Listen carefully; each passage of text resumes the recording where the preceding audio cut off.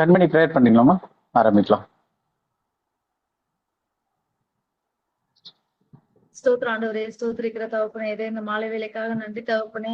ஆண்டவரே, எங்களை ஒரு குடும்பமாய் ஒன்று சேர்த்து ஆண்டவரே நீர் உங்களுடைய வார்த்தையை எங்களுக்கு பகிர்வதற்காக கொடான கொடி நன்றி தகப்பனே. உங்களுக்கு வேதத்தின் பொருச்சத்தை எங்களுக்கு ஒவ்வொரு வாரமும் தருகிறதற்காக உமக்கு கொடான கொடி நன்றி தகப்பனே. அப்பா ஆண்டவரே, இதோ இந்த வேலையில ஆண்டவரே நாங்கள் படிக்கின்ற பாடம் ஒவ்வொரு இதுவும் எங்களுக்கு இருதயம் எனும் பலகையில எழுத நீங்க கிருபை செய்யும்படியாக செபிக்கிற ஆண்டவரே. இது மற்றவர்களுக்கு சொல்ல எங்களுக்கு ஞானத்தை தரும்படியாக செபிக்கிறோம்ப்பா. அப்பா, ஒவ்வொரு விளக்கங்களும் எங்களுக்கு ஆண்டவரே அவ்வளவு ஒரு ஆச்சரியத்தை கொடுக்கிறது ஆண்டவரே. அதற்காக நன்றி செலுத்துகிற ஆண்டவரே. ஆண்டவரே, இந்த நேரத்துல ஆண்டவரே எங்களுக்கு எந்த ஒரு தடையும் இல்லாதபடிக்கு ஒவ்வொரு வாரமும் எங்களுக்கு சரியாக நடக்க நீங்க கிருபை செய்யும்படியாக செபிக்கிற ஆண்டவரே. அப்பா, எங்களுக்கு காற்றழுத்தம், இந்த கரண்ட் எல்லாமே எங்களுக்கு சாதகமாக இருக்க கிருபை செய்யும்படியாக செபிக்கிறேன். அப்பா, வந்திருக்கிற ஒவ்வொருவரையும் பேர் பேராக ஆண்டவரே ஒரு கருத்துல ஒப்பு கொடுக்கிறேன். அவங்களுக்கு என்னென்ன காரியங்கள் தேவையோ அதை செய்யும்படியாக செபிக்கிற ஆண்டவரே. அப்பா, எங்க அண்ணன் உமது கருத்துல ஒப்பு கொடுக்குறேன்ப்பா. அண்ணனுக்கு நீங்க துணையா இருங்கப்பா ஆண்டவரே. வார்த்தையில நீங்க ஆண்டவரே அவருக்கு இன்னும் இன்னுமாக தரும்படியாக, அதன் மூலமா எங்களுக்கு அவர் தரும்படியாக நீங்க செய்த கிருபைக்காக நன்றி செலுத்துகிற ஆண்டவரே. அப்பா, எல்லாரையும் அது கருத்துல ஒப்பு கொடுக்கிற துதிக்கான மகிமை எல்லாவற்றும் என் மீட்பெரும் ரட்சகருமாகி இயேசு கிறிஸ்து நாமத்தினால் ஏறெடுக்கிற நல்ல பிதாவே, ஆமென். ஆமென்.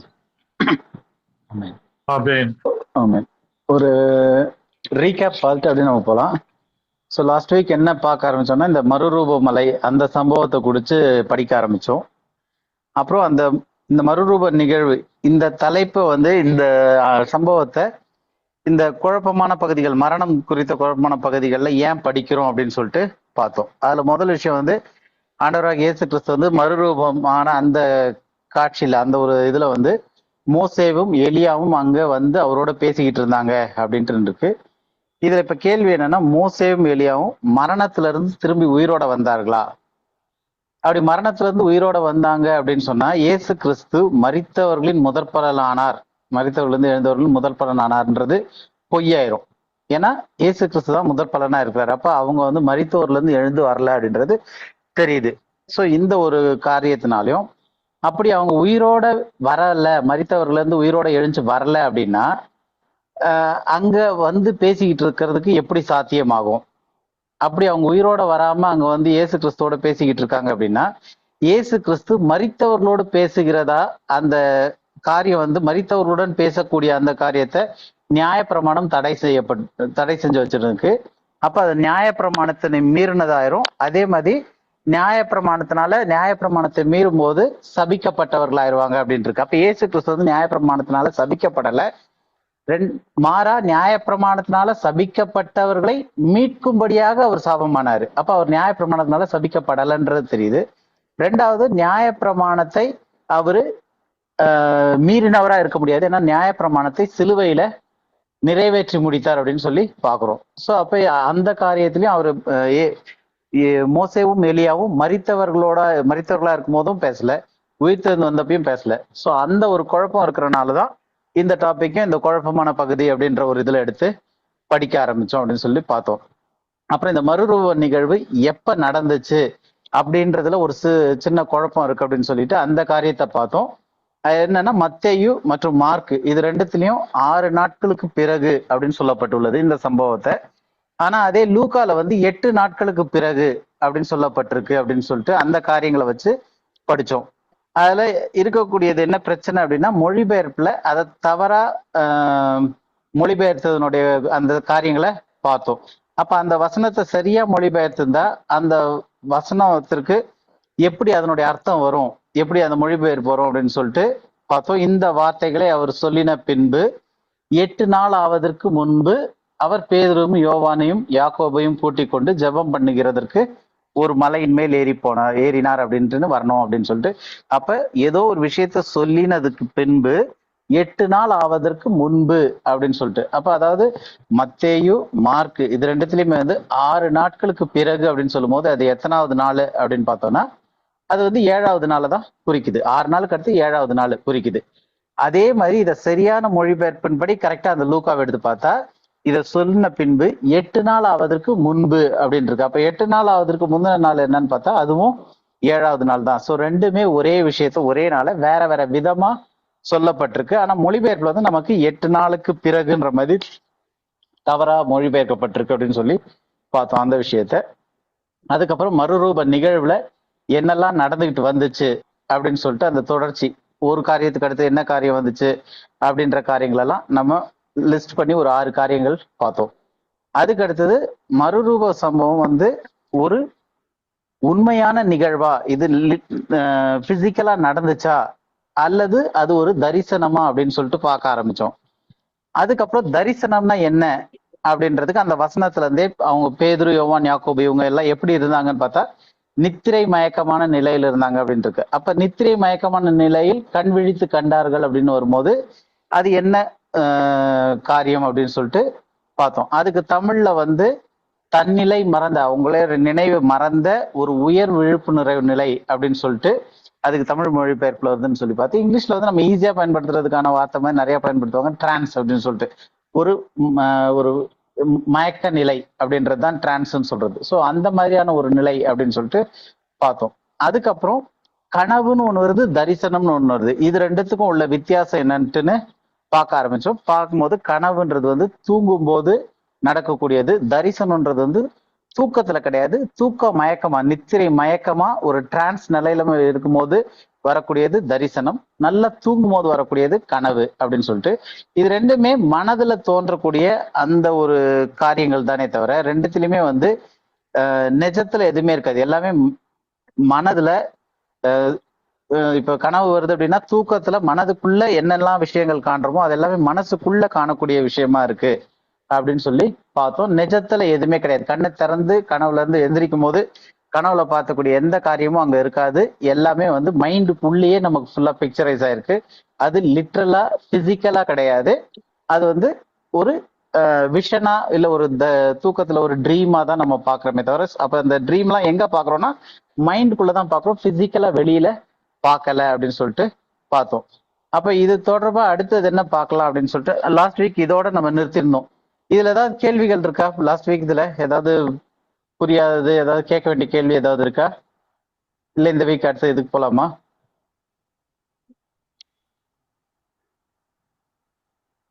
யாருக்காவது ஏதாவது கேள்வி இருக்கா? ஹலோ, கேக்குதா? கேக்குது தம்பி. லாஸ்ட் வீக்ல எதுவும் டவுட் எதுவும் இல்லைல்ல? அடுத்தது போலாமா? போலாம். ஓகே. ஸோ இப்போ நம்ம என்ன பார்க்க போறோம்னா இந்த தரிசனம் அப்படின்னு சொல்லிட்டு போன வாரம் வந்து கனவுன்றதுல இருந்து புரிஞ்சுக்கணும். இந்த வாரம் தரிசனம் இதுல இருந்து என்ன அப்படின்னு சொல்லிட்டு புரிஞ்சுக்கொள்ள போறோம். போன வாரமே சொல்லியிருந்தோம் அப்போஸ்தலர் 10வது அதிகாரத்தை வச்சு இந்த விஷனை பத்தி புரிஞ்சுக்க போறோம், அதை வாஸ்து கூட பார்த்துட்டு வாங்க அப்படின்லாம் சொல்லியிருந்தது. ஸோ இப்போ அதுல இருந்து சில காரியங்கள் எடுத்து வச்சு இந்த விஷன் பத்தி நம்ம தெளிவா புரிஞ்சுக்க போறோம். அப்போஸ்தலர் 10வது அதிகாரத்துல பேதுரு வந்து ஒரு தரிசனத்தை பாக்குறாரு அப்படின்ட்டு இருக்கு. ஸோ அவர் பேதுரு பார்க்குற தரிசனத்தை வந்து நம்ம பிரேக் டவுன் பண்ணி தரிசனம்னா எப்படி வருது, அதுல என்னெல்லாம் காரியங்கள் இருக்குன்ட்டு நம்ம புரிஞ்சுக்கிறது வந்து இந்த மறுரூப மலையில வந்து ஒரு தரிசனம் எந்த அளவுக்கு எப்படி அதுன்ட்டு நம்ம ரிலேட் பண்றதுக்கு வசதியா இருக்கும். அப்ப இந்த காரியத்துல முதல் நம்ம படிக்கலாம். அப்போஸ்தலர் 10வது அதிகாரத்துல 9வது வசனம். அப்போஸ்தலர் 10:9.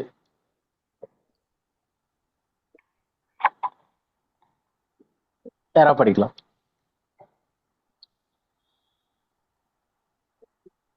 மறுநாளிலே அவர்கள் பிரயாணப்பட்டு அந்த பட்டணத்துக்கு சமீபித்து வருகையில் பேதுரு, கேக்குதா? கேக்குது கார்த்திகேயன். கண்மணி இதுலயே லாகின் பண்ணிருக்கீங்களோ? அதுலயே? ஆமா, காய்ச்சலண்ணா. ஓகே ஓகே ஓகே, கேக்குது, படிங்க. மறுநாளிலே அவர்கள் பிரயாணப்பட்டு அந்த பட்டணத்துக்கு சமீபித்து வருகையில் பேதுரு 6ஆம் மணி நேரத்தில் ஜெபம் பண்ணும்படி மேல் வீட்டில் ஏறினான். ஓகே, இப்ப இதுல வந்து எத்தனை மணிக்கு பேதுரு ஜெபம் பண்ண மேல் வீட்டுல ஏறினார் இருக்கு? எத்தனை மணிக்கு? 6ஆம் மணி நேரத்தில். 6ஆம் மணி நேரத்தில். அப்ப 6ஆம் மணி நேரம் அப்படின்றது வந்து எத்தனை மணி?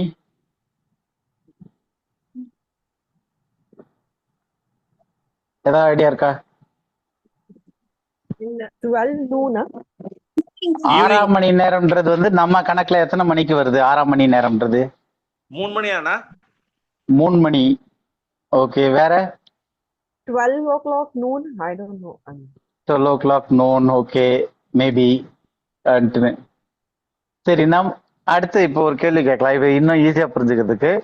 ஏன்னா இதெல்லாம் வந்து சில இந்த இது சம்பந்தம் இல்லாட்டி கூட பேசிக்கா பிப்ளிக்கல்ல நிறைய இந்த டைமிங் வரும். 3ஆம் இயேசு கிறிஸ்துனுடைய குரூசிபிக்ஷன்ல கூட அவரை சிலுவையில் அறையும் போது இத்தனாம் மணி வேலையில இத்தனாம் மணி நிலையிலலாம் வரும். ஸோ இதை நம்ம தெளிவா புரிஞ்சுக்குவோம் இந்த பிப்ளிக்கல் டைமிங்கை. அப்போ நம்ம கணக்கின்படி ஒரு நாள் எப்போ ஆரம்பிக்குது? இன்னைக்கு நம்மளுடைய இப்ப இருக்கிற காலகட்டங்கள்ல ஒரு நாள் அப்படின்றது வந்து எப்போ ஆரம்பிக்குது? midnight 12 o'clock. Okay, mid night, நடுராத்திரி, நள்ளிரவு 12 o'clock ஆரம்பிக்குது. வேதாகமத்தின்படி தேவனுடைய கணக்கு இருக்கு இல்லையா, அந்த கணக்கின்படி வேதாகமத்தின்படி தேவனுடைய ஒரு நாள் எப்போ தொடங்குது? 6 மணிக்குண்ணா. Evening. ஈவினிங் 6 மணிக்கு. ஈவினிங் 6 மணிக்கு. உதாரணத்துக்கு இந்த வசனம் போடல, யாராவது பைபிள் வச்சிருந்தீங்கன்னா எடுத்து படிக்க முடியுமா? ஆதியாகமத்துல முதல் அதிகாரத்துல 5வது வசனம்.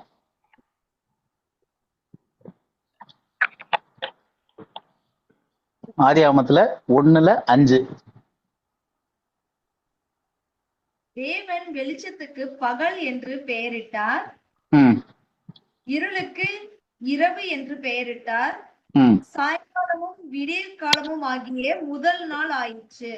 சாயங்காலமும் விடியற்காலமும் ஆகிய முதலாம் நாள் ஆயிற்று. அதே 1:8, அதுலயே 8வது வசனம் படிங்க. தேவன் ஆகாய விரிவுக்கு வானம் என்று பெயரிட்டார், ம் சாயங்காலமும் விடியற் காலமும் ஆகிய 2ஆம் நாள் ஆயிற்று. அதே 13வது வசனம்.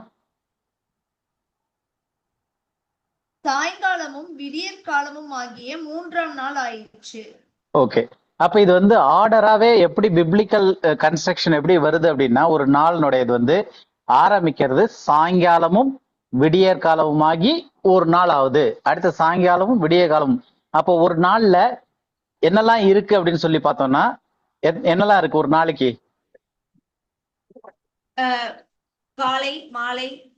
அதெல்லாம் இல்ல, இந்த வசனம் படிச்சதுல இருந்து நான் கேக்குறேன். விடியற் காலமும் சாயங்காலமும். எப்படி தெளிவா மாத்தி சொல்லுது பத்தியா கண்மணி? படிக்கும் போது விடியற்காலமும் சாயங்காலமும் ஆகி அப்படின்னு நான் வந்திருக்கு. 3 வாட்டி படிச்சதை கண்மணி. எப்படி ஒரு நாள் வருது இதுல? சாயங்காலமும் விடியற் காலமும். அப்ப பிப்ளிக்கலா ஒரு நாள் அப்படின்றதுல என்ன இருக்குன்னா, முதல் ஒரு சாயங்காலம் வருது, அப்புறம் ஒரு விடியற் காலை வருது. அப்ப அது ஒரு ஃபுல் டே ஆகுது ஒரு நாள் அப்படின்றது. அப்ப நம்ம சொல்லும் போது டே அண்ட் நைட் அப்படின்றோம். இங்க வந்து ஈவினிங் அண்ட் டே, சாயங்காலமும் விடியற்காலமுமாகி ஒரு நாள். அப்ப சாயங்காலம் இருக்கு, அடுத்தது விடியற்காலமும் ஆகி ஒரு நாள் ஆயிற்று அப்படின்னும் போது இத வந்து சாயங்காலத்துல இருந்து விடிய காலம் வரைக்கும் ஒரு டைம் ஃப்ரேம். சாயங்காலம் முதல் அடுத்த நாள் சாயங்காலம் வரைன்னு சொல்ல தெரியுதா? சாயங்காலமும் விடியற்காலமும் அப்படின்னும் போது 2 டைம் ஃப்ரேமை ஒரு நாளைக்குள்ள பிக்ஸ் பண்றாரு ஆண்டவர். அப்ப அந்த 2 டைம் ஃப்ரேம் என்னன்னா, சாயங்காலம் முதல் விடியற்காலம் வரை ஒரு டைம் பீரியடு. அது எத்தனை மணி நேரம் வருது? 12 மணி நேரம், சாயந்தரத்துல இருந்து காலையில வரைக்கும். அதே மாதிரி அடுத்தது காலையில இருந்து சாயங்காலம் வரைக்கும் வரும்போது இன்னொரு 12 மணி நேரம். ஸோ 2ம் சேர்ந்து அப்ப ஒரு நாள் கணக்கு அப்படின்றது பிப்ளிக்கலா வருது ஆண்டவருடைய இதுல இருந்து நம்ம எடுத்து பார்க்கும்போது. நமக்கு இப்போ வந்து மிட் நைட் 12 o'clockன்றது வந்து நம்ம இன்னைக்கு வச்சிருக்கிற கணக்கு. பட் பிப்ளிக்கலா வந்து சாயந்தரம் 6 மணில இருந்து காலைல 6 மணி வரைக்கும் 12 மணி நேரம், காலையில 6 மணில இருந்து அடுத்த நாள் சாயந்தரம் 6 மணி வரைக்கும் 12 மணி நேரமாக ஒரு நாள் அப்படின்றது கணக்கு வருது. அப்ப விடியற்காலத்துல இருந்து சாயங்காலம் வரைக்கும் அந்த இதை சேர்த்துதான் வந்து 12 மணி நேரம் 12 மணி நேரம் சேர்ந்து ஒரு நாள். இப்ப இஸ்ரவேலர்கள் வந்து அந்த நாள் கணக்கை தான் ஃபாலோ பண்ணிக்கிட்டு இருந்தாங்க. இயேசு கிறிஸ்துவின் காலத்திலயும் அதே நாள் கணக்கை தான், அந்த மணி கணக்கை தான் ஃபாலோ பண்ணிக்கிட்டு இருந்தாங்க. நம்மள மாதிரி ராத்திரி 12 மணிக்கு ஆரம்பிச்சு 1 மணி 2 மணி 3 மணின்னு காலைல 6 மணிக்கு எழுந்துட்டோம் அப்படியே சொல்ல ஆரம்பிக்கல. அவங்களுடைய நாளே எப்ப ஆரம்பிக்குதுன்னா சாயந்தரம் 6 மணிக்கு தான் நாள் ஆரம்பிக்குது. ஆரம்பிச்சு காலையில வந்த உடனே ஃபர்ஸ்ட் 12 மணி நேரம் முடியுது. அதுக்கு அடுத்த 12 மணி நேரம் காலையில இருந்து ஆரம்பிச்சு அடுத்தது சாயங்காலம் வரைக்கும் அடுத்த 12 மணி நேரம் வருது. அப்ப இந்த இதுல வந்து முதல் 12 மணி நேரம் வந்து சாயந்தரத்துல இருந்து அடுத்த நாள் காலைல வரைக்கும் வருது. இப்ப ரெண்டாவது 12 மணி நேரம் காலையில இருந்து சாயங்காலம் வரைக்கும் வருது. புரியுது இல்லையா இது? அப்ப புரியுது. இந்த வசனத்துல வந்து 6ஆம் மணி நேரம் அப்படின்னு வருது. 6ஆம் மணி நேரம்னா அப்ப எதுல இருந்து நம்ம கால்குலேஷன் ஆரம்பிக்கணும்? எப்ப இருந்து இந்த டைம் ஃப்ரேம் ஸ்டார்ட் பண்ணணும் 6ஆம் மணி வேலைன்னும் போது? Evening 6 o'clock. ஈவினிங் 6 o'clockல இருந்து அப்படின் போது ராத்திரி அப்படின்ற வார்த்தை சேர்ந்திருக்கும் சில டைம்ல. ஓகே, இது ஈவினிங்கா இல்லையான்றது இந்த சுச்சுவேஷன்ல நம்ம அடுத்த வசனம் படிக்கும் போது பார்க்கலாம். இப்ப நான் அது எப்படின்னு சொல்லிடுறேன். காலையில 6 மணில இருந்து இவங்க கனெக்ட் பண்றாங்க.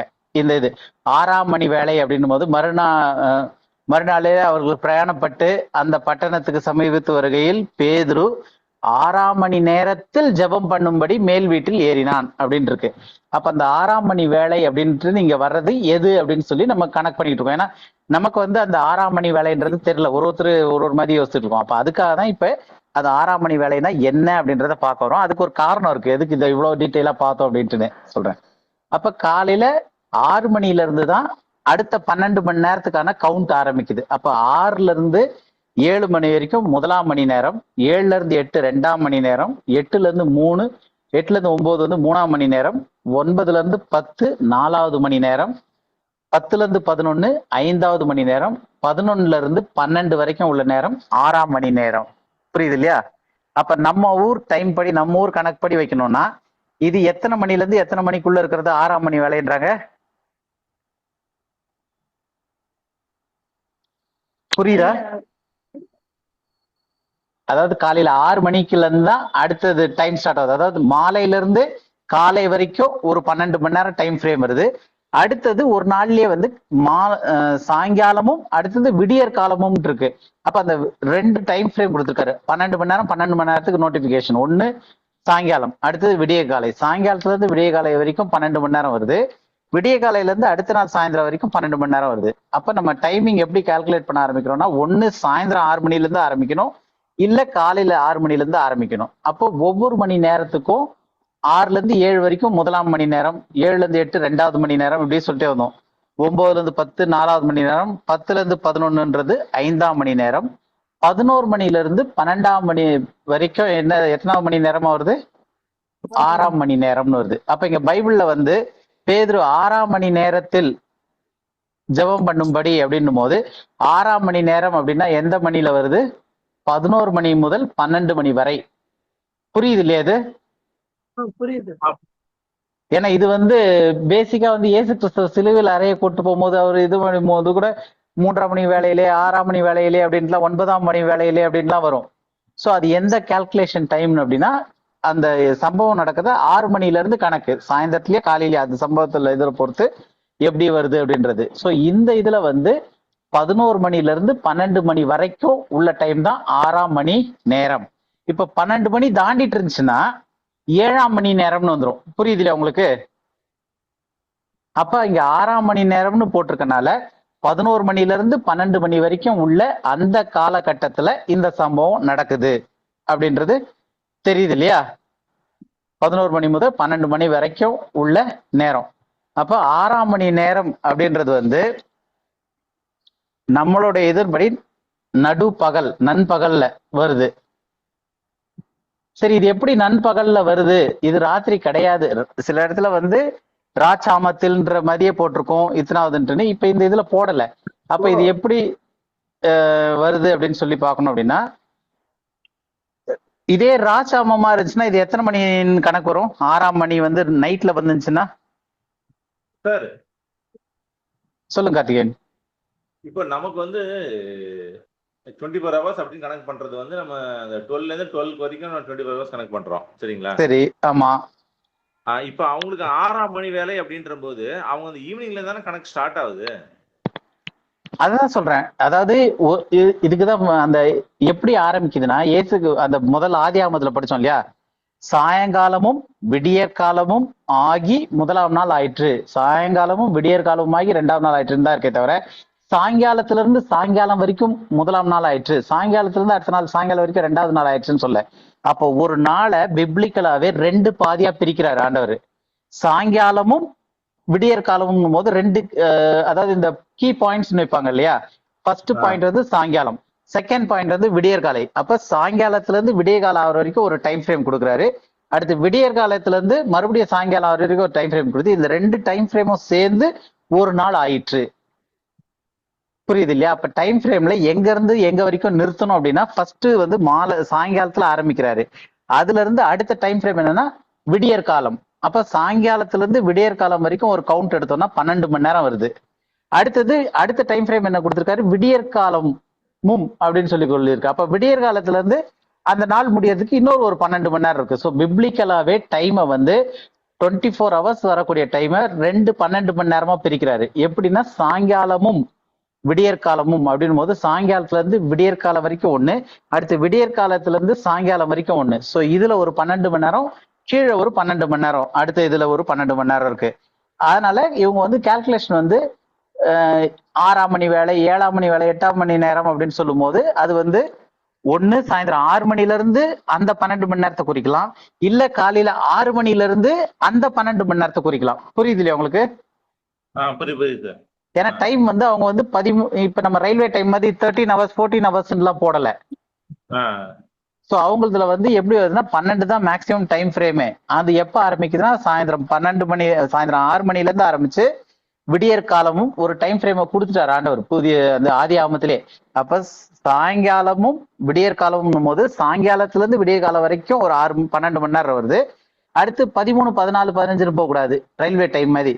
அப்போ அதுக்கு அடுத்தது வந்து விடியற் காலமும் அதுல இருந்து சாயங்காலம் வரைக்கும் மறுபடியும் 12 மணி நேரம். ஸோ அங்க மென்ஷன் பண்ணிருக்கிறது ரெண்டு டைம் பாயிண்ட்ஸை ஃபிக்ஸ் பண்ணிருக்காரு. சாயங்காலமும் விடியற் காலமும் ஆகி முதலாம் நாள் ஆயிற்று, சாயங்காலம் விடியற் காலம் ஆகி ரெண்டாவது நாள் ஆயிற்று. அப்ப ரெண்டு டைம் அதுல வரணும். ஸோ ரெண்டுமே வந்து ஸ்டார்ட் ஃப்ரம் 1ல இருந்து சாயந்தரம் 6 மணிக்கு ஆரம்பிக்கிறாங்கன்னா அது வந்து 1, அதுல இருந்து ஆரம்பிச்சு விடியற் காலத்துல 12 மணி நேரம் முடிஞ்சிருது. அடுத்து விடியற் காலத்துல இருந்து ஆரம்பிச்சு அடுத்த சாயந்தரம் வரைக்கும் அடுத்த 12 மணி நேரம். புரியுது இல்லையா? அதனால அவங்க கணக்கே வந்து 12 மணி நேரம் முடிஞ்சோடனே மறுபடியும் முதலாம் மணி நேரம், 2ஆம் மணி நேரம் தான் சொல்லுவாங்களே தவிர 13ஆம் மணி நேரம்னு சொல்ல மாட்டாங்க. புரியுது இல்லையா உங்களுக்கு அந்த இது? புரியுது சார். ஓகே. இப்ப இது வந்து காலையில தான் நடக்குது அப்படின்னு சொல்லி நம்ம பாத்துக்கிட்டு இருக்கோம். ஏன் அப்படின்னா இப்ப 6ஆம் மணி நேரம் அப்படின்றது நம்ம என்ன டைம்னு தெரிஞ்சுக்கிச்சு. நம்ம டைம் படி 11 மணில இருந்து 12 மணி வரைக்கும் உள்ள அந்த டைம் ஃப்ரேமை தான் பிப்ளிக்கலா 6ஆம் மணி நேரம்னு சொல்றாங்க. புரியுது இல்லையா இது? சோ எங்கெல்லாம் பைபிள்ல 6ஆம் மணி நேரம்னு வருதோ அது வந்து 11 மணில இருந்து 12 மணிக்குள்ள, நம்ம ஊர் கணக்குல 11 மணில இருந்து 12 மணிக்குள்ள இருக்கிற ஒரு டைம் ஃப்ரேம். இப்ப இதுல வந்து 11 மணில இருந்து 12 மணிக்குள்ள இது ராத்திரியில் நடக்கல. ஒருவேளை ராத்திரியில் நடந்தா 11 மணிக்கு மேல அவர் தூங்குறதுக்கு போயிருப்பார் பேதுரு. தூக்கத்துல வந்துச்சுன்னா அது கனவாயிரும். புரியுது இல்லையா? தரிசனம் ஆகாது. ஏன்னா கனவு தூங்கும் போது வர்றது. நம்ம இப்ப இருக்கிற மாதிரி இன்னைக்கு இருக்கிற மாதிரி மொபைலும் லைட்டும் அப்ப கிடையாது. எல்லாருமே சாயந்தரத்துல ஆனா எல்லாம் தூங்க ஆரம்பிச்சிருவாங்க அந்த காலத்துல எல்லாம். இப்பதான் எலக்ட்ரிசிட்டி லைட்டு நம்ம நாள் பகல் தெரியாம முழிச்சிருக்கிற மாதிரி இருக்கிறோம். அப்ப அவங்களுக்கு வந்து சாயந்தரம் ஆச்சுன்னா எல்லாம் சாயந்தரம் சாப்பிட்டுட்டு ராத்திரில தூங்கிடுறது. விடியற் காலத்துலதான் எந்திரிக்க முடியும். சோ அந்த மாதிரி இருக்கக்கூடிய ஒரு காலகட்டத்துல நடக்கிற சம்பவம் தான் இந்த இது. பேதுரு வாழ்ந்த காலத்துல எல்லாம் எலக்ட்ரிசிட்டி எல்லாம் கிடையாது. அப்ப அவங்க வந்து ராத்திரி 11 மணில இருந்து 12 மணி வரைக்கும் அப்படின்னா இது வந்து சாத்தியப்படாது. ஏன்னா ஒருவேளை தூங்கும் போது சொப்பனத்துல வந்திருக்கலாமா அப்படின்னு கேட்டா அது சொப்பனம் கிடையாது, தரிசனம் அப்படின்றதுக்காக தான் இந்த டைம் ஃப்ரேம் இவ்வளவு தூரம் கொண்டு வந்துகிட்டு இருக்கேன். அப்ப பேதுரு தூங்குறதுக்கு அது வந்து ராத்திரி கிடையாது அப்படின்னு எப்படி சொல்றோம் அப்படின்னா ராத்திரி 12 மணிக்கு அந்த காலத்துல, இன்னைக்குதான் நைட் ஃபுட் எல்லாம் வந்துருச்சு. ராத்திரி 12 மணிக்கு அந்த காலத்துல யாரும் சாப்பிட மாட்டாங்க. சாயந்தரம் சாப்பிட்டு விளக்கெல்லாம் அணைச்சிட்டு படுத்துருவாங்க. ஏன்னா கரண்ட் கிடையாது, ஒண்ணுமே கிடையாது. அதோட அடுத்து விடியற் காலத்துல வரும்போது அவங்களுக்கு நாள் ஆரம்பிங்க. அடுத்தது வெளிச்சம் வந்த பிறகுதான் மீதியெல்லாம். அப்படி இருக்கும்போது நம்ம இப்ப இதுக்கு அடுத்த வசனத்தை நம்ம படிக்கலாம். அப்ப இன்னும் கொஞ்சம் ஈஸியா அது புரிய ஆரம்பிக்கும். இப்ப அடுத்தது 10வது வசனம் படிங்க. இது எப்படி பகல்னு நமக்கு தெரியுதுன்னு பார்க்கலாம். அதே இதுல அப்போஸ்தலர்ல 10:10 அவன் மிகுந்த பசி அடைந்து சாப்பிட மனதாய் இருந்தான். அதற்கு அவர்கள் ஆயத்தம் பண்ணுகையில் அவன் ஞான திருஷ்டி அடைந்து. ஓகே. சோ இப்போ இங்க வந்து அந்த சுச்சுவேஷன் 9வது வசனம் நம்ம ஏற்கனவே படிச்சோம். 9வது வசனத்துல வந்து மறுநாளிலே அவர்கள் பிரயாணப்பட்டு அந்த பட்டணத்துக்கு சமீபத்து வருகையில் பேதுரு வந்து 6ஆம் மணி நேரத்தில், அதாவது 11 மணில இருந்து 12 மணிக்குள்ள ஜெபம் பண்ணும்படி மேல் வீட்டில் ஏறினான். அதுக்கு அடுத்தது அவன் மிகுந்த பசி அடைந்து சாப்பிட மனதா இருந்தான். ராத்திரி 12 மணிக்கு 11 மணில இருந்து 12 மணி வரைக்கும் சாப்பிடுற பழக்கம் இன்னைக்கு வேணா நமக்கு இருக்கலாமே தவிர அந்த காலத்துல அப்படி கிடையாது. அப்ப இந்த சாப்பிட மனதா இருந்தான்னும் போதே அது மத்தியான சாப்பாட்டை தான் சொல்லுது. அதுக்கும் மேல என்ன தெரியுதுன்னா, அதற்கு அவர்கள் ஆயத்தம் பண்ணுகையில், அப்ப ராத்திரில வெறும் விளக்கு வச்சுக்கிட்டு, அந்த காலத்துல ராத்திரி 12 மணிக்கு யாரும் சமைக்க மாட்டாங்க. பகல்ல மத்தியானத்துக்கான சாப்பாடை செய்யறாங்க. அப்ப ஆயத்தம் பண்ணுகையில் சாப்பாடை செய்யும் போது அவன் ஞான திருஷ்டி அடைந்து அப்படின்னு. அப்ப இதுல இருந்து என்ன தெரியுது அப்படின்னா, இந்த சம்பவம் வந்து ராத்திரி 11 மணில இருந்து 12 மணி வரைக்கும் நடக்கல. ஏன்னா அப்ப நடந்திருந்தா ஒரு பாசிபிலிட்டி நம்ம என்னன்னு சொல்லலாம்னா, அவன் பேதுரு வந்து ஒரு 8 மணி 9 மணிக்கு தூங்கி இருந்திருக்கலாம். தூங்கும் போது நடுராத்திரி 11 மணில இருந்து 12 மணிக்குள்ள இது வந்து தரிசனம் வந்திருக்கலாம் அப்படின்னும் போது அது தரிசனம் கிடையாது, அது சொப்பனமா மாறிடும். தூக்கத்துல காண்பது சொப்பனம். தூக்க மயக்கத்துல, நித்திரை மயக்கத்துல, அந்த டிரான்ஸ்ல பாக்குறது தான் தரிசனம். இப்ப இந்த சம்பவம் வந்து ஒரு தரிசனம் தான் அப்படின்றதற்கு ப்ரூஃப் பேதுரு வந்து அது தூங்கக்கூடிய நேரம் கிடையாது. அவங்க வந்து ஒரு பிரயாணப்பட்டு வந்து ஜெபம் பண்றதுக்காக மேல் வீட்டுக்கு போறாரு. அப்ப அவருக்கு பசி உண்டாயிருச்சு. அங்க கூட இருந்தவங்களாம் அவங்களுக்கு சாப்பாடு ஆயத்தப்படுத்துறதுக்கு அவங்க போறாங்க. அந்த டைம் பீரியட்ல பகல்ல 11 மணில இருந்து 12 மணிக்குள்ள பசியா இருக்கும் போது, அப்ப தூக்கமும் வராது, பசி இருக்கும் போது, பசியா இருக்கிற டைம்ல, பகல் டைம்ல சமையல் ரெடி ஆகிட்டு இருக்க டைம்ல பேதுரு வந்து ஞான திருஷ்டி அடைந்தார் அப்படின்னு இருக்கு. புரியுது இல்லையா? அப்ப ஞான திருஷ்டி அடைந்தார்னா பேதுரு அடைந்த இது என்னது? ஞான திருஷ்டி, அதாவது டிரான்ஸ் அப்படின்னு சொல்லக்கூடிய அந்த நித்திரை மயக்கமான அந்த நிலையை அடைகிறாரு. அது வந்து தூக்கத்துல கிடையாது, தூக்க மயக்கம், நித்திரை மயக்கமான நிலை அப்படின்றது தெரியுது. புரியுது இல்லையா? அப்ப தரிசனங்கள் வந்து எப்படி வருது அப்படின்னா தூக்கத்துல வர்றது கிடையாது. ஏன்னா தூக்கத்துல வந்துருச்சுன்னா அது கனவு, சொப்பனம். அது தூக்கத்துல வரக்கூடியது கனவு. தரிசனம்ன்றது வந்து தூக்க நிலையில, அதாவது மயக்க நிலையில, டிரான்ஸ்ன்னு சொல்லக்கூடிய, இல்லாட்டி பைபிள்ல இங்கே ஒரு வார்த்தை பயன்படுத்தப்பட்டிருக்கு, அதே வார்த்தை தான் ஞான திருஷ்டி. அதாவது கண்ணால பாக்குற திருஷ்டினா பாக்குறது, கண்ணால பாக்குறது இல்லாம ஞான திருஷ்டின்னு தமிழ்ல ஒரு வார்த்தை போட்டிருக்காங்க. இங்கிலீஷ்ல அந்த வசனத்தை படிச்சு பார்த்தோம் அப்படின்னா டிரான்ஸ் அப்படின்னு இருக்கு. சோ அப்ப எல்லாமே வந்து அந்த ஒரு மயக்க நிலையில, ஒரு டிரான்ஸ்ல, கண்ணால பார்க்காம ஞான திருஷ்டினால பார்க்கக்கூடியதுன்ற மாதிரியான அர்த்தத்துல சொல்லப்பட்டிருக்கு. அப்ப இந்த டிரான்ஸ்ல பார்க்கக்கூடியது எல்லாமே வந்து நேரடியா இல்லாட்டி உண்மையான ஒரு காரியம் கிடையாது. அது வந்து ஒரு மயக்க நிலையில, ஒரு டிரான்ஸ் நிலையில பாக்குறதுன்றது தெரியுது இல்லையா? அப்ப இந்த சம்பவம் வந்து முக்கியமா நம்ம ஏன் ராத்திரில நடக்கல அப்படின்னு இவ்வளவு தூரம் பார்த்துக்கிட்டு இருந்தோம் அப்படின்னா, ராத்திரில நடந்துச்சுன்னா அது கனவுன்னு மாறி இருக்கும். இப்ப இது ராத்திரி கிடையாது, பகல்ல 11 மணில இருந்து 12 மணி வரைக்கும். அதுவும் பேதுரு நல்லா பசியா இருக்கும் போது, பிரேயர் பண்றதுக்காக மேல் வீட்டுக்கு போயிருக்கும் போது, அந்த இடத்துல அவர் வந்து டிரான்ஸ்ல, ஞான திருஷ்டி இல்லாட்டி நித்திரை மயக்கமான நிலை, அந்த உயர் அந்த நிலைக்கு போய் அதுல இவரு தரிசனத்தை பாக்குறாரு அப்படின்ட்டு. இது வரைக்கும் கிளியரா இருக்கு இல்லையா? புரியுதுல்ல? அவர் பேதுரு பாக்குறது தரிசனம் தான். அது பார்த்தது பகல்ல 11 மணில இருந்து 12 மணிக்குள்ள அப்படின்னு சொல்லிட்டு நம்ம பார்த்துட்டோம். இப்ப அடுத்தது பேதுரு இந்த தரிசனத்துல என்ன பாக்குறாரு அப்படின்றது ஒரு விஷயம் இருக்கு. இதுக்கு வந்து நம்ம 11வது வசனத்தையும் 12வது வசனத்தையும் அப்படியே படிப்போம் அடுத்த கண்டினியூஸா. 11, 12 படிங்க. வானம் திறந்திருக்கிறதாகவும் நாடுகளும் கட்டப்பட்ட பெரிய துப்பட்டியை போல ஒரு விதமான கூடு தன்னிடத்தில் இறங்கி தரையில் விடப்பட்டிருக்கிறதாகவும் அதிலே பூமியிலுள்ள சகல விதமான 4 கால் ஜீவன்களும், காட்டு மிருகங்களும், ஊரும் பிராணிகளும், ஆகாயத்து பறவைகளும் இருக்கிறதாகவும் கண்டான். ஓகே, இப்ப இதுல வந்து வானம் திறந்திருக்கிறது அப்படின்னு சொல்லி போடல, திறந்திருக்கிறதாகவும். புரியுது இல்லையா? அதே மாதிரி ஒரு விதமான கூடு தன்னிடத்தில் இறங்கி தரையில் வந்ததுன்னு இல்ல, தரையில் விடப்பட்டிருக்கிறதாகவும். அப்ப இப்படியாகவும் அப்படியாகும்ட்டுன்னு அந்த தாகவும்ன்ற வார்த்தை வந்து இங்கிலீஷ்லயே வந்து பார்த்தோம்னா as it had been அப்படின்னு இருக்கும். அது இருக்கிற மாதிரியாக அப்படின்னு சொல்லிட்டு. அதனாலதான் இந்த தமிழ்ல வந்து அந்த தாகவும் அப்படின்ற வார்த்தை வருது. அதிலே பூமியில் உள்ள சகல விதமான 4 ஜீவன்களும், காட்டு மிருகங்களும், ஊரும் பிராணிகள், ஆகாயத்து பறவைகள் இதெல்லாம் இருக்கிறதாகவும், இருக்கிறதுன்னு போடல, இருக்கிறதாகவும் கண்டான். இருக்கிறதை கண்டான்னு போட்டா அங்க இருக்குது, அதை பாக்குறான்னு வரும். இருக்கிறதாக கண்டான் அப்படின்னா அங்க நிஜமா இல்லாத ஒண்ணு இருக்கிறதாக. புரியுது இல்லையா? அந்த இருக்கிறதாக, அந்த தாகன்ற வார்த்தைக்கான அர்த்தம் அதாவது ஆசிட் அங்க இருக்கிற மாதிரி இவன் பாக்குறான் அப்படின்றதான். அப்ப பேதருக்கு முன்பாக நஜத்திலேயே வானத்துல இருந்து ஒரு பெரிய துப்பட்டி போல அந்த ஒரு கூடு வந்து அதுல மிருகங்கள், அதாவது அங்க சொல்லப்பட்டிருக்க 4 கால் ஜீவன், காட்டு மிருகங்கள், ஊரும் பிராணிகள், ஆகாயத்து பறவை, இது எல்லாம் உண்மையிலேயே வானத்துல இருந்து கொண்டு வரப்பட்டுச்சா அந்த இடத்துக்கு? அந்த கூட்டுல கொண்டு வந்ததா கூடு?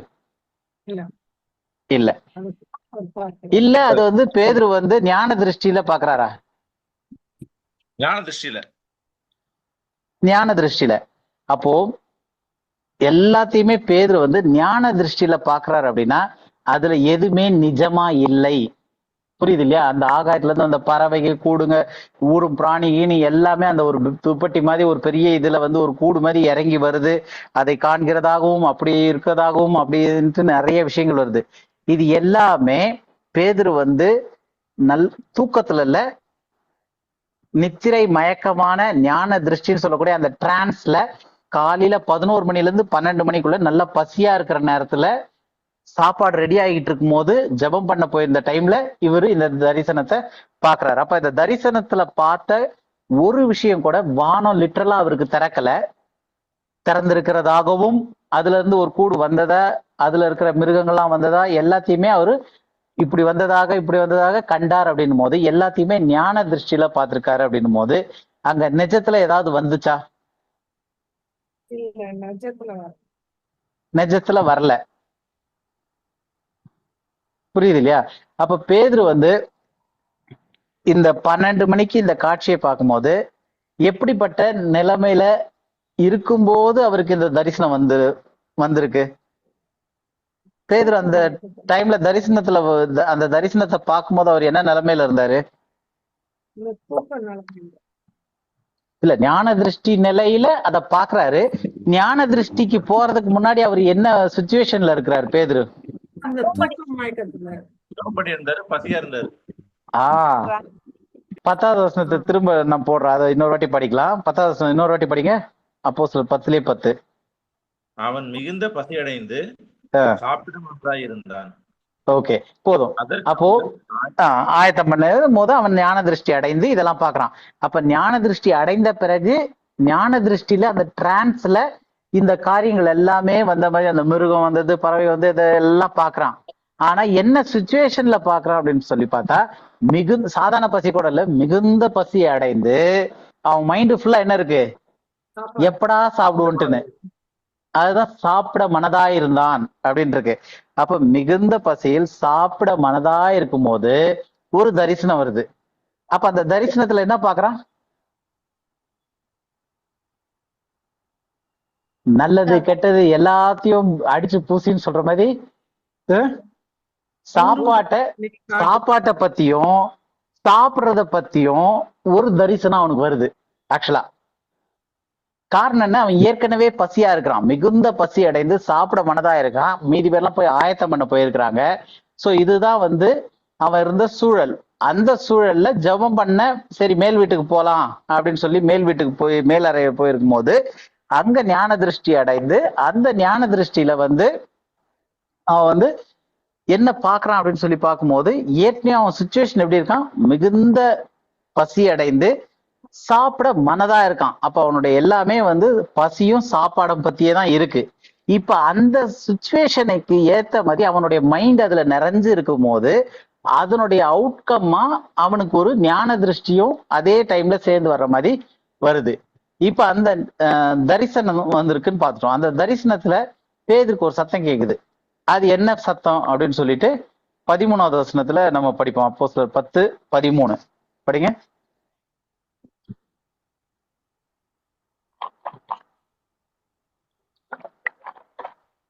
அப்போஸ்தலர்ல 10வது அதிகாரத்துல 13வது வசனம் படிங்க. அடித்து புசி என்று அவனுக்கு சொல்லும் ஒரு சத்தம் உண்டாயிற்று. ம். அல்லாமலும் பேதுருவே எழுந்திரு. எப்படி ஏற்கனவே அவன் வந்து நித்திரை மயக்கத்துல இருக்கிறான். அப்ப எந்திரின்ன உடனே அவன் நிஜத்துல எழுந்துட்டானா? தெரியாது.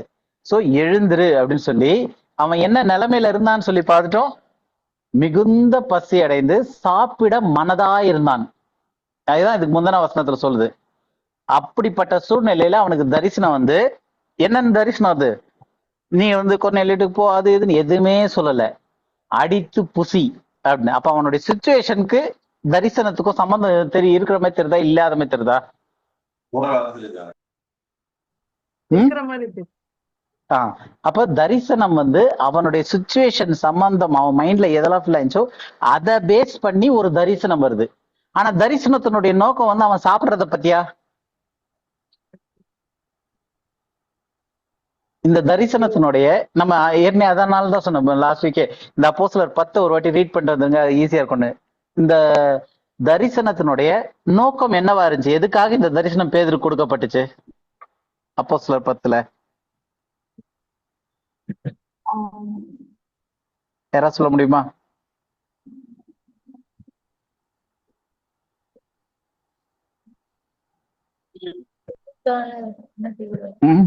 சொல்லு கண்மணி.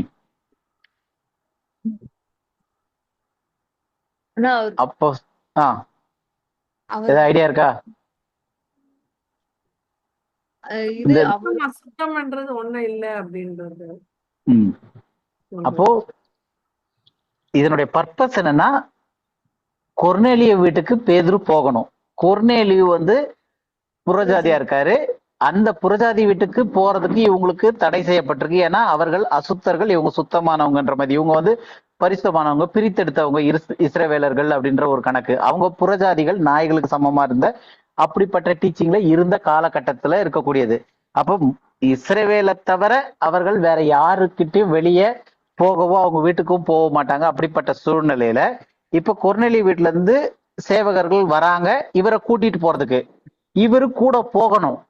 இத வந்து வலியுறுத்துறதுக்கு பாயிண்ட் என்னன்னா, தேவன் சுத்தமாக்கினவைகளை நீ அசுத்தம் என்று எண்ணாத, எல்லாமே தேவனால சுத்தமாக்கப்பட்டிருக்கு, நீயும் கொர்நேலிய வீட்டுக்கு போ அப்படின்றதுதான் இந்த ஒட்டுமொத்த தரிசனத்தினுடைய எண்ட் பாயிண்ட். அந்த காரியத்தை சொல்றதற்காக ஒரு தரிசனம் வந்துச்சு. இது வரைக்கும் புரியுது இல்லையா தரிசனம் எதுக்காக பேதுருக்கு வந்துச்சுன்றது? அந்த தரிசனத்தினுடைய நோக்கம் வந்து, நீ தேவன் பரிசுத்தமாக்கின காரியங்களை நீ அசுத்தம்ன்றது எண்ணாத, கொர்நேலியவை நீ அசுத்தம் புறஜாதின்னு எண்ணாத, அவன் வீட்டுக்கு நீ போ, எந்த ஒரு மனசுல சஞ்சலமும் இல்லாம நீ அவன் வீட்டுக்கு போ அப்படின்னு சொல்லி பேதுருவுக்கு அங்க இருந்து கொர்நேலிய வீட்டுல இருந்து ஆள் வந்துகிட்டு இருக்காங்க. அவங்க வர்றதுக்கு முன்னாடி பேதுருவுக்கு இந்த விஷயத்த சொல்லணும். இந்த விஷயத்தை எப்படி வேணா தேவன் சொல்லியிருக்கலாம். பேதுருக்கிட்ட சொல்றதுக்கு பல விதங்கள் இருந்திருக்கு, எப்படி வேணா சொல்லியிருக்கலாம். ஆனா என்ன மாதிரியான தரிசனத்தை கொடுத்து இங்க இத சொல்லியிருக்காரு அப்படின்னா, பேதுருவுடைய சுச்சுவேஷனை பயன்படுத்துறாரு. பேதுரு என்ன சுச்சுவேஷன்ல இருக்கான்? பயங்கர பசி, சாப்பிட மனதா இருக்கிறான். மிகவும் பசி அடைந்து சாப்பிட மனதா இருக்கும் போது அவனை ஒரு டிரான்ஸ் நிலை கொண்டு வந்து, அந்த டிரான்ஸ்ல, அந்த விஷன்ல, அந்த நித்திரை மயக்கமான நிலையில, அந்த ஞான திருஷ்டியில அவனுக்கு என்ன காட்டுறாருன்னா, ஏகப்பட்ட ஐட்டம் சாப்பிடுறதுக்கு வர்ற மாதிரி காமிச்சு இது எல்லாத்தையும் அடிச்சு புசி அப்படின்னு ஒரு சத்தம் வருது. அப்போ அவனுடைய சுச்சுவேஷனை தேவன் தன்னுடைய தரிசனத்திற்கு பயன்படுத்துறாரு. ஆனா தரிசனத்தினுடைய நோக்கம் வந்து அவன் ஓடுற பாம்பையோ பள்ளியோ பிடிச்சு சாப்பிடணுன்றது கிடையாது. அப்ப தரிசனத்தினுடைய நோக்கம் வந்து கொர்நேலிய வீட்டுக்கு போகணும், தேவன் சுத்தமாக்கினவைகளை நீ அசுத்தம் என்று எண்ணாதே. இவ்வளவுதான் பாயிண்ட். இந்த பாயிண்ட சொல்றதுக்கு ஒரு அந்த டைம்ல தேவைப்பட்ட ஒரு காரியத்தின் மூலமா ஒரு சம்பவத்தை தரிசனத்துல காட்டுறாரு. புரியுது இல்லையா? இது எதுக்காக இவ்வளவு எம்பசைஸ் பண்ணி சொல்றேன்னா, நம்ம மறுரூப சம்பவத்தை வந்து தெளிவா புரிஞ்சுக்கிறதுக்கு இந்த மாதிரி காரியங்கள்லாம் நம்ம பேஸ்ல புரிஞ்சுக்கிட்டே வந்தோம்னா அது ஈஸியா புரியும். அதுக்காக தான் நம்ம இப்ப இதை எடுத்து கம்பேர் பண்ணி படிச்சுட்டு வரோம். புரியுது இல்லையா? இப்போ அப்ப பேதுரு வந்து இங்க எதுக்காக ஆண்டவர் வந்து இந்த தரிசனத்துல மிருகங்கள், பறவைகள், ஊரும் பிராணிகள், 4 கால் ஜீவன்கள் எல்லாம் வர்ற மாதிரி கண்டு இதை அடிச்சு புசின்னு சொல்றாருன்னா, அவனுடைய சூழ்நிலை வந்து அப்ப என்னவா இருந்துச்சுன்னா, அவனுக்கு அது இம்பாக்ட் பண்ணணும், அவன் அதுக்கு உள்ள போகணும். அப்ப அந்த தரிசனத்துல வந்து அவன் என்ன சூழ்நிலையில இருக்கானோ அதை பயன்படுத்தி ஒரு தரிசனத்தை தராரு. தரிசனத்தின வந்து நோக்கம் வந்து அவன் உடனே பேதுரு வந்து அசுத்தமான மிருகங்கள்லாம் பிடிச்சி அடிச்சு வெட்டி சாப்பிடணுன்றது கிடையாது. அந்த நோக்கம் வந்து அவன் கொர்நேலிய வீட்டுக்கு போகணும். தேவன் சுத்தமாக்கினவைகளை நீ அசுத்தம் என்று. ஏன்னா புறஜாதிகள் வந்து அசுத்தமானவர்கள் நினைச்சுக்கிட்டு இருந்தாங்க. தேவன் சுத்தமாக்கி இருக்காரு, அவங்களும் உங்களை மாதிரியே தான் அப்படின்றத புரிய வைக்கிறதுக்காக இந்த தரிசனத்தை தராரு. தரிசனத்தினுடைய டீடைல்ஸ் அது வந்து பேதுருனுடைய அந்த சுச்சுவேஷனுக்கு ஏத்த மாதிரியான ஒரு டீட்டெயிலை வச்சு அவருடைய கான்செப்டை புரிய வைக்கிறாரு. புரியுது இல்லையா? அதனாலதான் அவன் மிகுந்த பசி அடைந்து சாப்பிட மனதா இருக்கும் போது சாப்பாட்டு தட்டா எடுத்துன்னு வந்து காமிச்சு இதெல்லாத்தையும் அடிச்சு புசி அப்படின்னு சொல்ற மாதிரியான ஒரு சுச்சுவேஷனை கொண்டு வராரு. அப்போ பசியில இருக்கிற போது அவனுக்கு அடிச்சு புசின்னு சொல்லி காமிச்சது எல்லாமே ஒரு நான்வெஜ் விருந்து மாதிரி எல்லா ஐட்டத்தையும் எடுத்துன்னு வராரு. அப்ப இந்த ஒரு பாயிண்ட் இருக்குல்ல, இந்த இதை காட்டுறதுக்காக தான். அப்ப இந்த ஞான திருஷ்டி அப்படின்னு சொல்லக்கூடிய அந்த நித்திரை மயக்கமான அந்த நிலை, அதுல தரிசனம் பார்ப்பது ஒரு காரியம் இருக்கு. அது மட்டும் இல்லாம நம்ம இப்ப இந்த இதுல இருந்து வேற என்ன பார்த்தோம் அப்படின்னா, அங்க ஒரு சத்தம் கேக்குது. அல்லாமலும் பேதுருவை எழுந்திரு, அடித்து புசி என்று அவனுக்கு சொல்லும் ஒரு சத்தம் உண்டாயிற்று அப்படின்னு நம்ம பாக்குறோம். முதல்ல வந்து இந்த அடித்து புசின்னு சொல்லி ஏன் வந்துச்சு, அந்த தட்டுல மிருகங்கள்லாம் ஏன் வந்துச்சு அப்படின்னா, பேதுருவோடைய சூழ்நிலை அதுவா இருந்துச்சு. அந்த சூழல்ல இருக்கும்போது இப்ப நம்ம ரொம்ப ஒரு மாதிரி இருக்கும்போது அந்த சூழலுக்கு ஆப்டான ஒரு காரியம் சொல்லும் போது அது நம்ம இருதயத்துல டக்குன்னு போய் படும். நமக்கும் அதுக்கு சம்மந்தமே இல்லாத டைம்ல ஒரு காரியம் வருதுன்னா ஏன்னா இது சம்மந்தமே இல்லாம ஓகே அப்படின்ற மாதிரி போயிடும். அப்போ பேதுருக்கு வந்து அந்த டைம்ல எது ஆப்டா இருந்துச்சுன்னா அவனுக்கு மிகுந்த பசி உண்டாகி சாப்பிட மனதா இருந்தனால அவனுக்கு வந்து தரிசனத்துல தேவன் யூஸ் பண்ணது காரியம் என்ன அப்படின்னு பார்த்தோம்னா சாப்பாட்டு தட்டும் அடிச்சு புசின்னு சொல்ற வார்த்தைகளும் வந்துச்சுன்னு சொல்லி பார்த்தோம். இப்ப அந்த 13வது வசனத்திலேயே அடுத்த பகுதி தான் இப்ப நம்ம ஃபோக்கஸ் பண்ண போறது அடுத்தது. அப்ப என்னன்னா ஒரு சத்தம் உண்டாயிற்று. ஏழு இதை அடிச்சு புசின்னு சொல்லி அந்த ஒரு சத்தம் உண்டாயிற்று. அப்ப இதுல இருந்து நமக்கு என்ன தெரியுதுன்னா ஞான திருஷ்டியில வந்து பார்க்கறது மட்டும் கிடையாது. ஏன்னா தட்டு தட்டா பார்த்தான், அது போக சத்தமும் கேட்க முடியும் தரிசனத்துல. அப்ப அங்க லிட்ரலா தட்டு தட்டா வரல அப்படின்னு சொல்லி நம்ம பார்த்துட்டோம். ஒவ்வொரு மிருகமா அதுல வந்து நிக்கல அப்படின்னு சொல்லி பார்த்துட்டோம். இது எல்லாமே வானம் திறந்ததாகவும் வந்து நின்னதாகவும் அவன் தரிசனத்துல ஞான திருஷ்டியில கண்டான். அப்ப பாக்குறது மட்டும் இல்ல, ஞான திருஷ்டியில வந்து கேட்கவும் முடியும். புரியுது இல்லையா? அப்ப ஞான திருஷ்டியில வந்து ஒரு சத்தத்தை கேட்க முடியும். ஆனா கேட்கறது மட்டும் இல்லாம அதுல உரையாடவும் முடியும். ஏன்னா இப்ப இது தரிசனம் தானே, இது ஒரு மாதிரி விஷன்ல டிரான்ஸ்ல தானே இருக்கு. நான் மயக்கத்துல இருந்து எனக்கு ஒண்ணுமே தெரியல, ஏதோ வந்த மாதிரி இருந்துச்சு ஏதோ போன மாதிரி இருந்துச்சு இல்ல. அதுல சத்தமும் கேட்க முடியும், பார்க்கவும் முடியும், அந்த இடத்துல உரையாடலும் நடத்த முடியும் அப்படின்னு தெரியுது. சோ அப்ப இதுல உரையாடல் நடத்த முடியும் அப்படின்றதுக்கு நம்ம அடுத்த 2 வசனத்தையும் சேர்த்து படிக்கலாம். 14வது வசனம் 15வது வசனம் படிங்க. 14, 15. அதற்கு பேதுரு, அப்படியல்ல ஆண்டவரே, அசுத்தமா இருக்கிற யாதொன்றையும் நான் ஒரு காலம் புசிப்பதில்லை என்றான். புசித்ததில்லை என்றான். அப்பொழுது தேவன் சுத்தமாக்கினவைகளை நீ தீட்டாக எண்ணாதே என்று 2ஆம் தரமும் சத்தம் அவனுக்கு உண்டாயிற்று. ஓகே, அப்ப இந்த வசனத்துல வந்து 2 காரியம் இருக்கு. ஃபர்ஸ்ட் அடித்து புசின்ற சத்தத்தை கேட்டாச்சு. சோ அப்ப தரிசனத்துல பார்க்க முடியும்னு ஃபர்ஸ்ட் பார்த்துட்டோம். அடுத்தது தரிசனத்துல கேட்க முடியும்னு பார்த்தோம்.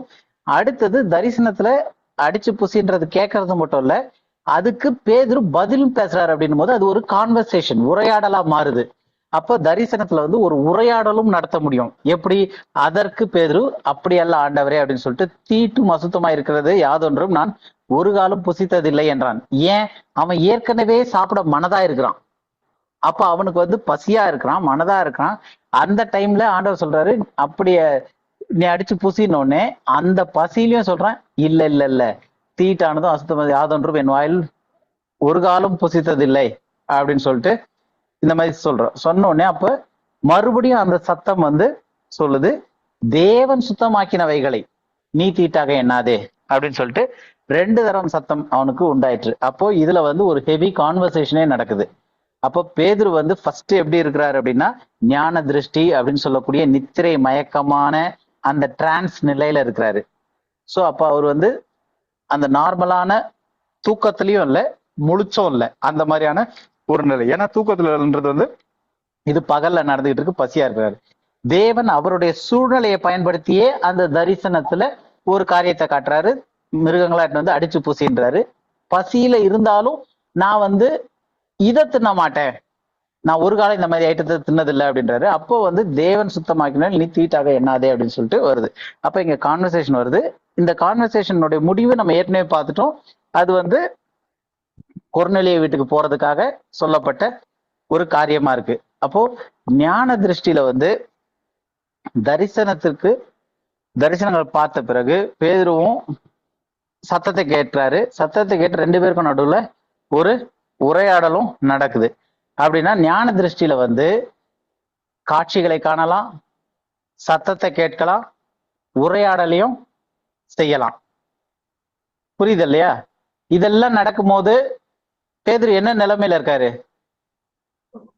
ஞான திருஷ்டியில இருக்காரு.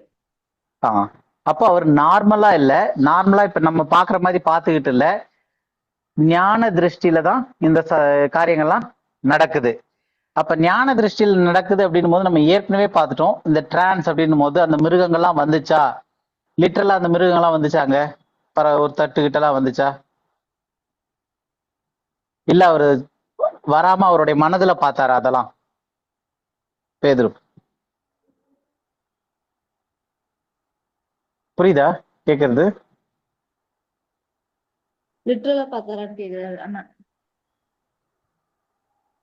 ஞான திருஷ்டியில பேதுரு வந்து இது எல்லாத்தையும் பார்த்தாரு இல்லையா?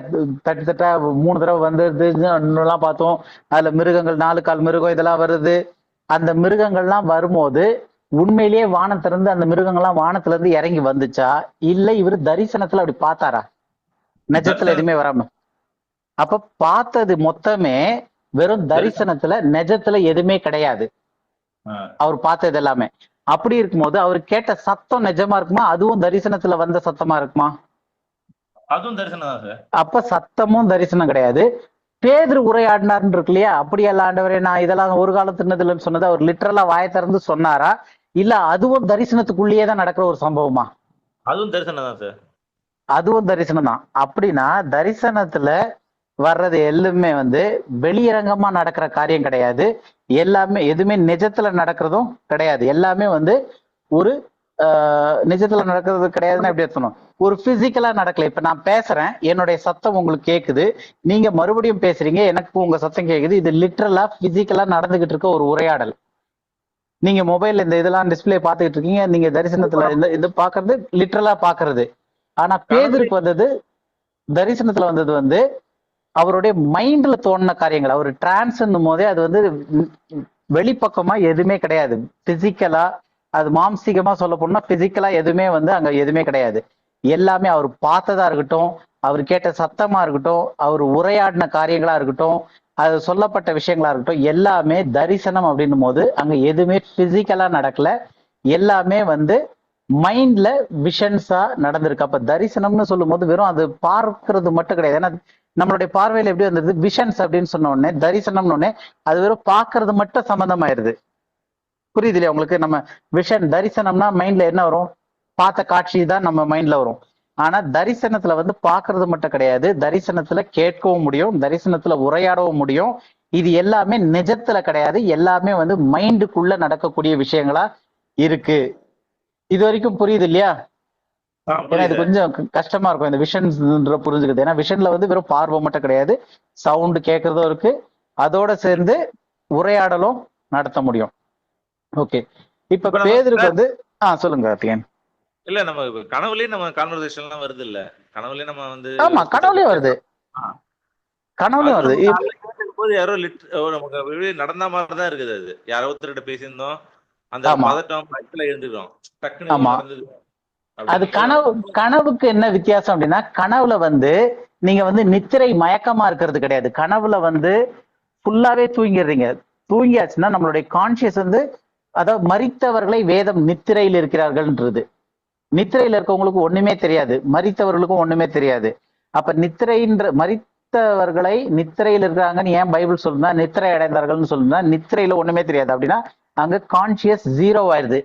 நம்ம ஜீரோ. வந்து எந்த ஒரு தாட்டுமே கிடையாது. அப்ப கான்சியஸ் ஜீரோவா இருக்கும் போது சப்கான்சியஸ்னு சொல்லக்கூடிய காரியங்கள்ல இருந்தா இந்த கனவுகள் சொப்பனங்கள்லாம் வெளியே வர ஆரம்பிக்குது. அப்ப அந்த சொப்பனங்கள்ல என்ன நம்ம கனவு காண்றோன்றது நமக்கு தெரியவே தெரியாது. எப்ப தெரியுது அப்படின்னா நம்ம கான்சியஸ் ஸ்டேட்ல இருந்து முழிக்க போற தருவாய் இருக்கும் இல்லையா? இப்ப நைட்டு ஒரு 9 மணி 10 மணிக்கு படுக்கிறோம் அப்படின்னா காலைல 5 மணிக்கு எந்திரிக்கும் போது நைட்டு 9 மணில இருந்து காலைல 4:30 மணி வரைக்கும் அந்த கனவு எதுவுமே நமக்கு ஞாபகம் இருக்காது. ஒரு உதாரணத்துக்காக அப்படி சொல்றேன். அதாவது நம்ம எப்ப முழிக்கிறோம், ராத்திரி 12 மணிக்கு முழிக்கிறோம் அப்படின்னா அந்த 12 மணிக்கு முழிக்கக்கூடியதுக்கு முன்னாடி உள்ள காரியங்கள் என்ன கனவுல நடந்துச்சோ அது நமக்கு நினைவிலேயே வராது. ஏன்னா நம்ம மரித்தவர்களை போல நித்திரை அடைந்திருக்கும் போது வரக்கூடியது கனவு.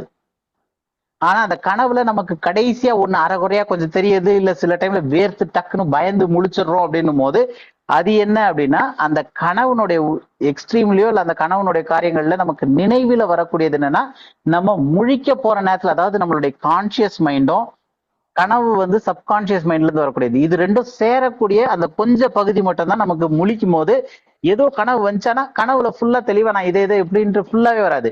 ஒரு மாதிரி கனவு வந்துச்சுன்னா அந்த கடைசி முடிய போற நேரத்துல என்னெல்லாம் இருந்துச்சோ அது மட்டும்தான் கனவுல நமக்கு ஞாபகத்துல இருக்கும், நினைவுல. அதுக்கு முன்னாடி எவ்வளவு கனவு இருந்துச்சுனாலும் நமக்கு எதுவுமே தெரியாது. ஏன்னா மரித்தவர்களை போல இருக்கிறது தான் நித்திரை.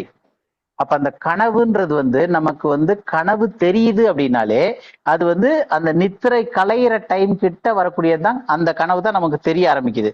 ஒரிஜினலா தூங்கும் போது வரக்கூடிய கனவுகள், டீப் ஸ்லீப்ல இருக்க கனவுகள் நமக்கு தெரியவே தெரியாது. புரியுது இல்லையா? அது ஏன்னா நம்ம கான்சியஸ் மைண்டுக்கே வராது. நம்ம கான்சியஸ் மைண்டும் சப்கான்சியஸ் மைண்டும் சேரக்கூடிய அந்த தருவாயில இருக்கிற கனவு மட்டும் தான் நமக்கு வெளியவே வர ஆரம்பிக்குது. ஆனா ஞான திருஷ்டி அடையிறது அப்படின்றது வந்து நல்ல பகல்ல முழிச்சிருக்கும் போது டக்குன்னு ஆல் ஆஃப் அ சடன் நமக்கு வந்து ஒரு மயக்க நிலையில போயிட்டு அப்ப நம்ம கான்சியஸும் ஒரு உயர்ந்த நிலையில இருக்கிற மாதிரி, நம்ம கான்சியஸ் வந்து ஒரு மாதிரி என்லைட்டண்டா இருக்கிற மாதிரி இருக்கும். அந்த டைம்ல நமக்கு சில விஷன்ஸ் தெரிய ஆரம்பிக்கும். அந்த விஷன்ஸ் பாக்குறது மட்டும் இல்ல, அதுல கேட்கவும் முடியும், அதுல உரையாடவும் முடியும் அப்படின்றது தான் இப்ப நம்ம பார்த்துக்கிட்டு வரோம். புரியுது இல்லையா? அந்த கனவுல வந்து நமக்கு தெரியாத கனவு ஒண்ணு இருக்கு, அது நம்ம யாருமே கண்டே பிடிக்க முடியாது. அது மரித்தவர்களுக்கு ஈக்குவலா இருக்கும் போது இருக்கக்கூடிய கனவுல போயிருது, அது வந்து நினைவுலயே இருக்காது. அந்த முடிய போற தூக்கம் தெளிய போற நேரத்துல வரக்கூடிய கனவுகள் தான் நம்ம மைண்ட்ல ரெக்கார்ட்ல இருக்கும். அதுவும் பிட்ஸ் அண்ட் டிப்ஸ் அங்கங்க கொஞ்சம் கொஞ்சம் அந்த இப்படி வந்துச்சு ஒரு மாதிரி இருந்துச்சு அப்படின்ற கனவுகள் இருக்கும். சில காரியங்கள் நம்ம யோசித்திருக்கிறதுனுடைய வெளிப்பாடுகளாகவும் சில டைம்ல வரும், அது வேற. அதனால தரிசனங்கள்ன்றது வேற, கனவுன்றது வேற. அந்த கனவுல நமக்கு நினைவுல தெரியக்கூடிய கனவுன்றது வந்து வெறும் முழிக்க போற நேரத்துல வரக்கூடிய கனவுகள் மட்டும் தான் நமக்கு தெரியுமே தவிர நல்ல டீப் ஸ்லீப்ல இருக்கும்போது வரக்கூடிய கனவுகள் எதுவுமே நமக்கு தெரியவே தெரியாது. அந்த கடைசி நேரத்துல மட்டும்தான் தெரிய ஆரம்பிக்கும். புரியுது இல்லையா? தரிசனம் வருமானா ஏமா இந்த காலகட்டத்துல இந்த மாதிரி தரிசனங்கள் வர வாய்ப்புகள் இருக்கானா? தரிசனம் பார்த்தேன்னு சொல்லி பாஸ்டர்ஸ் எல்லாம் சொல்றாங்களே. தரிசனத்துக்கு ஒரு பர்பஸ் வேணும். பைபிள்ல எங்கெல்லாம் தரிசனம் இருக்கோ அங்கெல்லாம் ஒரு பர்பஸ் இருந்துச்சு, ஒரு காரியத்தை சொல்றதுக்காக இருந்துச்சு. இப்ப இந்த காலத்துல வந்து ஒரு காரியத்தை சொல்லணும் அப்படின்னா வேதத்திற்கு வெளியே ஒரு காரியம் கிடையாது. இதுக்கு வந்து நான் தரிசனம் கண்டு நான் டிரான்ஸ் நிலைமையில போயிட்டு எனக்கு ஏதோ ஆண்டவர் சொல்லி நான் புதுசா பைபிள்ல போய் எழுதிட முடியாது, சொல்லிட முடியாது. அதுக்கு பர்பஸ் கிடையாது. அப்ப எல்லாமே வந்து இது எப்ப ஏற்பட்டுச்சு அப்படின்னா அந்த லிட்டில் ஃபிளாக் சர்ச் இருந்த டைம்கள்லயும் அதுக்கு முன்னாடி இருந்த காலகட்டங்கள்லயும் இஸ்ரவேல் ஜனங்களுக்கு இத வந்து சில காரியங்களை இப்ப இந்த பர்பஸ் இந்த ஒரு தரிசனம் ஸ்பெசிபிக்கா எதுக்காக வந்துச்சுன்னா புறஜாதிகள் கிட்ட இவங்க கொர்நேலி மட்டும் இல்ல, கொர்நேலி ஃபர்ஸ்ட் பர்சன், அதாவது புறஜாதிகள் கிட்ட நீங்க போங்க, புறஜாதிகளும் இதுல சேர்றாங்க அப்படின்னு சொல்லி லிட்டில் ஃபிளாக்ல யூதரும் பின்பு கிரேக்கரும் உள்ள வராங்க, புறஜாதிகளும் உள்ள வராங்க, நான் அவங்களையும் சேர்த்துக்கிட்டேன், ஒதுக்காதீங்க அப்படின்றத சொல்றதற்காக இந்த ஒரு விஷன் வந்துச்சு. அதே மாதிரி மறுரூபமான அந்த ஒரு நிகழ்வும் ஒரு விஷன் தான் நம்ம பார்த்துக்கிட்டு இருக்கோம். அதை டீட்டெயில்டா அது கன்ஃபார்மா விஷன் தான், அது ஏன் வந்துச்சுன்றதும் பர்பஸும் பார்க்க போறோம். அப்ப விஷன்ஸ் எல்லாமே ஒரு நோக்கத்தோட, அது வந்து அதுக்கு முன்னாடி அப்படி ஒரு காரியமே இல்லாததுனால அந்த விஷன்ஸ் கொடுக்கப்பட்டுச்சு. ஒரு ஸ்பிரிச்சுவல் ஆஸ்பெக்ட புரிய வைக்கிறதுக்கு, இன்னைக்கு ஒரு ஸ்பிரிச்சுவல் ஆஸ்பெக்ட் புரிய வைக்கணும் அப்படின்னா வேதத்திற்கு வெளியே ஒரு ஸ்பிரிச்சுவல் ஆஸ்பெக்டே கிடையாது. அப்ப ஒரு பர்பஸே இல்லாதப்ப விஷன்ஸ் வர வேண்டிய அவசியமே கிடையாது. புரியுது இல்லையா உங்களுக்கு?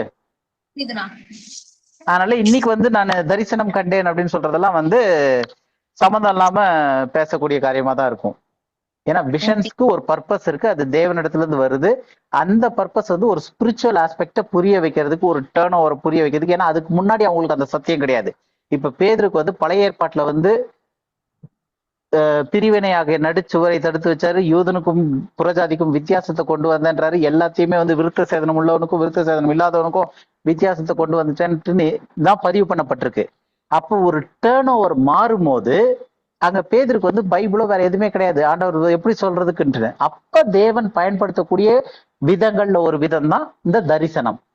அப்ப பேதருக்கு வந்து அப்போஸ்தலர் 15வது அதிகாரத்துல எடுத்து படிச்சு பார்த்தோம்னா பேதுரு தெளிவா சொல்லுவாரு, ஆண்டவர் என்ன போ சொன்னாரு, கொர்நேலியுக்கு போனா அங்க இப்படி நடந்துச்சு அப்படி நடந்துச்சு. அப்ப பேதுரு வந்து ஒரு விட்னஸா அங்க ஒரு டேர்ன் ஓவர் மாறுது, ஒரு புது குரூப் உள்ள போறாங்க, அவங்களையும் சேர்த்துக்க போறாங்க. அது பைபிள்ல அதுக்கு முன்னாடி கிடையவே கிடையாது, பழைய ஏற்பாட்டு ஃபுல்லா காஸ்பல்ஸ்லயும் கிடையாது. அப்படிப்பட்ட சூழல்ல அங்க ஒரு காரியம் வரணும் அப்படின் போது பேதருக்கு இந்த விஷன் தேவைப்படுது. புரியுது இல்லையா? ஓகே. அப்ப விஷனுக்கு பின்னாடி இவ்வளவு பெரிய பர்பஸ் இருக்கு, ஒரு ஸ்பிரிச்சுவல் ஆஸ்பெக்ட் இருக்கு. தேவன் அதை வந்து இப்ப பைபிளே இருந்துச்சுன்னா பேதருக்கு வந்து பைபிளே ஒரு ரெஃபரன்ஸ் கோட் பண்ணிருக்கலாம், வேற மாதிரி சொல்லி இருந்துக்கலாம். ஆனா இந்த விஷனுக்கு ஒரு பர்பஸ் இருந்துச்சு, அந்த பர்பஸை நிறைவேற்றுறதுக்காக புரிய வைக்கிறதுக்காக தான் விஷன் வருது. இன்னைக்கு வந்து விஷன்ஸ் வர வேண்டிய அவசியமே கிடையாது, அதுக்கான பர்பஸ்க்கான தேவையும் கிடையாது. ஏன்னா எல்லா சத்தியமும் வேதத்துல இருக்கு, அதை சரியா பகுத்து படிச்சு போதிச்சாலே போதுமானது, குழப்பாம. ஓகேண்ணா. ஓகே. சோ இப்ப அடுத்தது ஜெனரலா பார்க்கலாம். பேதுரு வந்து அந்த தரிசனத்தை எத்தனை முறை பார்த்தாரு, பார்த்த பிறகு அவருக்கு புரிஞ்சிச்சா, அந்த தரிசனத்தினுடைய அர்த்தம் புரிஞ்சிச்சா அப்படின்னு சொல்லி பார்க்க போறோம். பேதுருக்கு இந்த தரிசனத்தை பார்த்தோன்னே அதனுடைய அர்த்தம் புரிஞ்சிருச்சா இல்ல புரியாம இருந்துச்சா தெரியுமா? இல்ல ஸ்டார்டிங் வந்து கன்ஃபியூஷன் ஆனாரு, ஆனா அப்புறம் புரிஞ்சுட்டான்னு நினைக்கிறேன். ஓகே, நம்ம வசனம் படிக்கலாம். 16, 17 அப்படியே அடுத்த 2 வசனம் 16, படிங்க. 10, 16. அப்போஸ்தலர் 10ல 16, 17. 3ஆம் தரமும் அப்படியே ம். உண்டாயிற்று. பின்பு அந்த கூடு திரும்ப வானத்துக்கு எடுத்துக்கொள்ளப்பட்டது. ம். அப்பொழுது பேதுரு தான் கண்ட தரிசனத்தை குறித்து தனக்குள்ளே சந்தேகப்படுகையில், இதோ லேவியினால் அனுப்பப்பட்ட மனுஷர்கள் சீமோனுடைய வீட்டை விசாரித்துக் கொண்டு வாசற்படியிலே வந்து நின்று போதும் பேதுரு போதும். அப்போ இங்க வந்து இந்த விஷன், இந்த ஒரு விஷன்ல தரிசனத்துல பேதுருக்கு எத்தனை தடவை வந்திருக்கு? 3ஆம் 3 தடவை வந்திருக்கு. அப்ப பேதுருக்கு வந்து இந்த ஒரு நிகழ்வு, இது ஒரு சம்பவம் நடக்குது, இந்த நிகழ்வுல வந்து 3 தடவை ஆக்சுவலா வந்து இந்த கூடு வர்றதும் போறதும் இந்த மாதிரி 3 தடவை நடந்துகிட்டு இருந்திருக்கு. அப்ப இந்த 3 தடவை நடந்து முடியும் போது 3ஆவது தடவை மீண்டும் திரும்ப எடுத்துக்கொள்ளப்பட்டுச்சு அப்படின்னு இருக்கு. இப்ப இதுல பேதுரு வந்து இந்த தரிசனத்தை 3 முறை பார்த்தார் இல்லையா? இந்த 3 முறை பார்த்ததனுடைய நோக்கத்தை அவர் முழுமையா புரிந்து கொண்டாரா அப்படின்னு கேட்டா இல்ல, அவர் புரிஞ்சுக்கல. 3 முறை பார்த்தாலும் அவரு ஃபுல்லா புரிஞ்சுக்கல. எப்படி நமக்கு தெரியும் அப்படின்னு சொல்லி பார்ப்போம். அப்பொழுது பேதுரு தான் கண்ட இல்ல இல்ல தரிசனத்தை இல்ல அவர் கண்ட அந்த தரிசனம் இருக்கு இல்லையா, அத குறித்து அவர் மனசுக்குள்ள என்ன பண்ணிட்டு இருக்காரு? 17வது வசனம் ஸ்டார்டிங் மட்டும் படிங்க. 17ல அப்பொழுது தான் கண்ட தரிசனத்தை குறித்து தனக்குள்ளே சந்தேகப்படுகையில். போதும். அப்ப தரிசனத்தை பத்தி பார்க்கும்போது எதுக்குடா ஆண்டவர் இப்படி எல்லாத்தையும், நம்ம பசியில இருக்கோம் ரைட்டு, நல்லா சுத்தமான மிருகங்கள் மட்டும் கொடுத்துருந்தா சாப்பிட்டுருப்போம், அசுத்தமான மிருகத்தையும் கொடுத்து தேவன் சுத்தமாக்கிறவைகளை அசுத்தம் என்று என்னதுன்னா சொல்லியிருக்காரு, என்னவா இருக்கும் அப்படின்னு சொல்லிட்டு அவருக்கு அந்த தரிசனத்தினுடைய அர்த்தம் புரியல.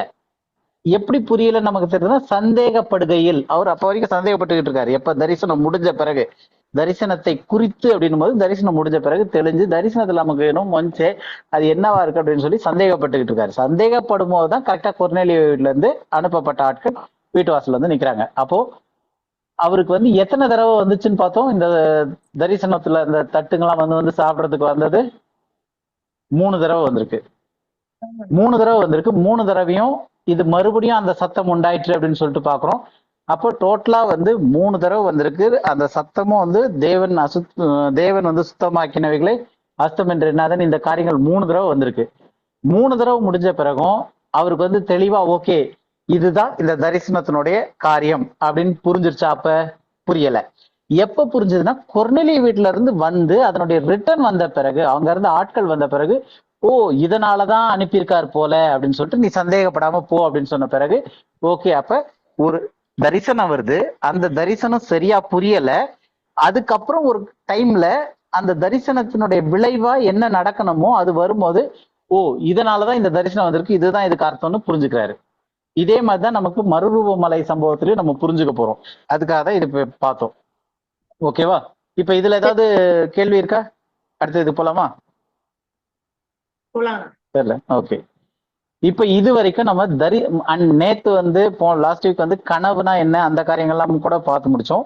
இந்த வாரம் இது வரைக்கும் தரிசனம்னா என்ன அப்படின்றது ஜென்ரலா அப்போஸ்தலர் 10வது அதிகாரத்துல ஒரு பேதுரு கண்ட ஒரு தரிசனம், அது எப்படி வந்துச்சு, அந்த தரிசனத்துல வந்த காரியங்கள் என்ன, அது என்ன சூழல்ல இருக்கும்போது அந்த தரிசனம் வந்துச்சு அப்படின்னு சொல்லி அந்த தரிசனத்தை முழுமையா புரிஞ்சுக்கிட்டாரா, தரிசனத்துல எல்லாமே லிட்டரலா நடக்குதா அப்படின்றதெல்லாம் பார்த்தோம்.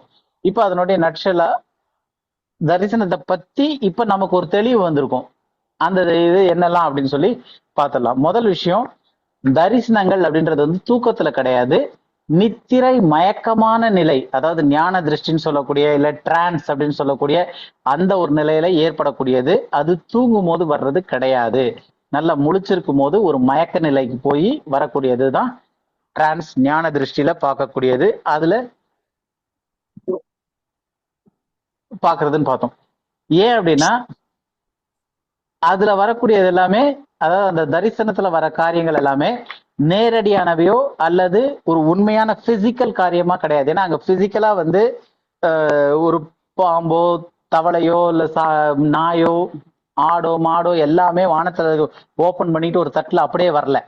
எதுவுமே அங்க உண்மையா பிசிக்கலா நேரடியா அங்க வந்து நிக்கல. இவருக்கு தரிசனத்துல அது காட்டப்பட்டுச்சு. அப்ப தரிசனத்துல அப்படின் போது அது எல்லாமே மைண்ட்ல பாக்குற விஷயங்கள் அப்படின்னு சொல்லி பார்த்தோம். அது வந்து கண்ணை திறக்கும் போது எதுவுமே இருக்காது. அப்ப இதுதான் கனவுக்கும் தரிசனத்துக்கும் உள்ள ஒற்றுமைகள்ல இதுவும் ஒண்ணு. கண்ணை திறந்து பார்க்கும்போது எதுவுமே இருக்காது. அப்ப அங்க வந்தது எல்லாமே வந்து பிசிக்கல் இல்லாதது, அதாவது பிசிக்கலா ஒரு காரியமா இல்லாம எல்லாமே வந்து மனதுக்குள்ள காணக்கூடிய விஷயங்களா இருக்கு. அப்படின்னா அது உண்மையான பிசிக்கல் ஈவெண்ட் கிடையாது. உண்மையான ஈவெண்ட்னா அங்க உண்மையா ஒரு கோழி பீஸ் வந்திருக்கணும். அந்த கோழி பீஸ் வராம நமக்கு அப்படியே கோழி பீஸ் மாதிரி கனவுல தெரிகிற மாதிரி தரிசனத்துல தெரியுற மாதிரி நமக்கு மைண்டுக்குள்ள பார்த்துருக்கோம் அப்படின்னா அந்த உண்மையான காரியம் கிடையாது. அது நம்ம மைண்டுக்குள்ள உருவான ஒரு காரியம், மைண்டுக்குள்ள பார்த்த காரியம். சோ அடுத்தது தரிசனம் அப்படின்னும் போது வெறும் பாக்குறத மட்டும் தான் நினைக்கிறாங்க. ஏன்னா தரிசனம்னாலே பாக்குறது அப்படின்ற மாதிரி விஷன்ஸ் அப்படின்னு சொல்லும் போது பாக்குறத மட்டும் தான் நினைக்கிறாங்க. அதுக்கப்புறம் வரக்கூடியதெல்லாம் லிட்டரலா மாறுற மாதிரி ஒரு மைண்ட் செட் வந்துருது. ஆனா எதுவுமே பிசிக்கல் கிடையாது. தரிசனத்துல வந்து பார்க்க முடியும், பார்க்கறது மட்டும் இல்ல, தரிசனத்துல கேட்க முடியும், தரிசனத்துல கேட்கறது மட்டும் இல்ல, தரிசனத்துல உரையாடவும் முடியும், சம்பாஷணையும் பண்ணலாம். தரிசனத்துல நான் பேச எதிரால் பேச, நான் பேச எதிரால் பேச, அப்படி தரிசனத்துல இதுவும் நடக்கும். எல்லாத்துக்கும் சேர்த்த ஒரே பேர் தான் விஷன்ஸ் இல்ல தரிசனம் அப்படின்னு சொல்லிட்டு. அப்ப தரிசனம்னு சொல்லும் போது நம்ம வெறும் மைண்ட் செட்ல வந்து பாக்குறத மட்டும் இனிமேல் நினைக்க கூடாது. தரிசனத்துல பார்க்கலாம், கேட்கலாம், உரையாடலாம், எல்லாமே சேர்ந்ததுதான் தரிசனம்.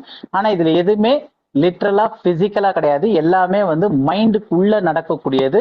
அது வந்து ஒரு நித்திரை மயக்கமான ஒரு டிரான்ஸ் நிலையில நடக்கக்கூடிய விஷயமா இருக்கு. இப்ப இப்படிப்பட்ட காரியங்கள் தேவனுடைய டிவைன் பர்பஸ்னால சில காரியங்கள் நமக்கு புரியறதுக்காக இந்த விஷன்ஸ் காட்டப்படுது. ஆனா விஷன்ஸ் காட்டினோடனே இது ஓகே ஆண்டவரே அனுப்பின விஷன் அதனால எல்லாமே புரிஞ்சிருச்சா அப்படின்னு கேட்டா கிடையாது. பேதுருக்கு வந்து 3 தடவை பார்த்தோம், அதனுடைய அர்த்தம் புரியாம அவன் சந்தேகப்பட்டு கொண்டிருந்தான். அதுக்கப்புறம் அதுக்கான விளைவு வரும்போது ஓ இதுக்காக தானா அப்படின்னு புரிஞ்சிச்சு. அப்ப தரிசனத்துல வந்து தேவனே ஒரு தரிசனம் கொடுத்து தேவனிடத்துல இருந்து வந்து அதன் மூலமா ஒரு சத்தத்தை கேட்டு நம்ம உரையாடல் செஞ்சு அதுல நிறைய கிளாரிபிகேஷன்லாம் உரையாடலே நடந்தா கூட அந்த தரிசனத்தை அந்த நேரத்துல நம்ம முழுசா புரிஞ்சுக்கிட்டோம்னா புரிஞ்சுக்காம கூட போகலாம். பின்னாடி அதனுடைய விளைவு வரும்போது ஓ இதுக்காக தான் இந்த தரிசனம் கொடுக்கப்பட்டிருக்கு அப்படின்றது நமக்கு புரியும். இல்லைன்னா அது போக போக அந்த தரிசனத்தினுடைய அர்த்தத்தை புரிஞ்சுக்க முடியுமே தவிர அந்த டைம்லயே எல்லா அர்த்தமும் புரிஞ்சிடணும் அப்படின்றது கிடையாது. இதெல்லாம் எதுக்காக அப்படின்னா நம்ம மறுரூப மலையில எப்படி நடந்துச்சு அப்படின்றத படிக்கிறதுக்கு இதை ஒரு சாம்பிளா எடுத்து இப்ப நம்ம பார்த்தோம். இப்ப தரிசனம்ன்றதுல ஓரளவு கிளியர் ஆயிட்டு இருக்குமா? இல்ல ஏதாவது கேள்விகள் இருக்கா தரிசனம் தொடர்பா? கனவு தரிசனம் கிளியர் ஆயிடுச்சுண்ணா. கிளியரா இருக்கு. ஓகே. இப்ப நம்ம வந்து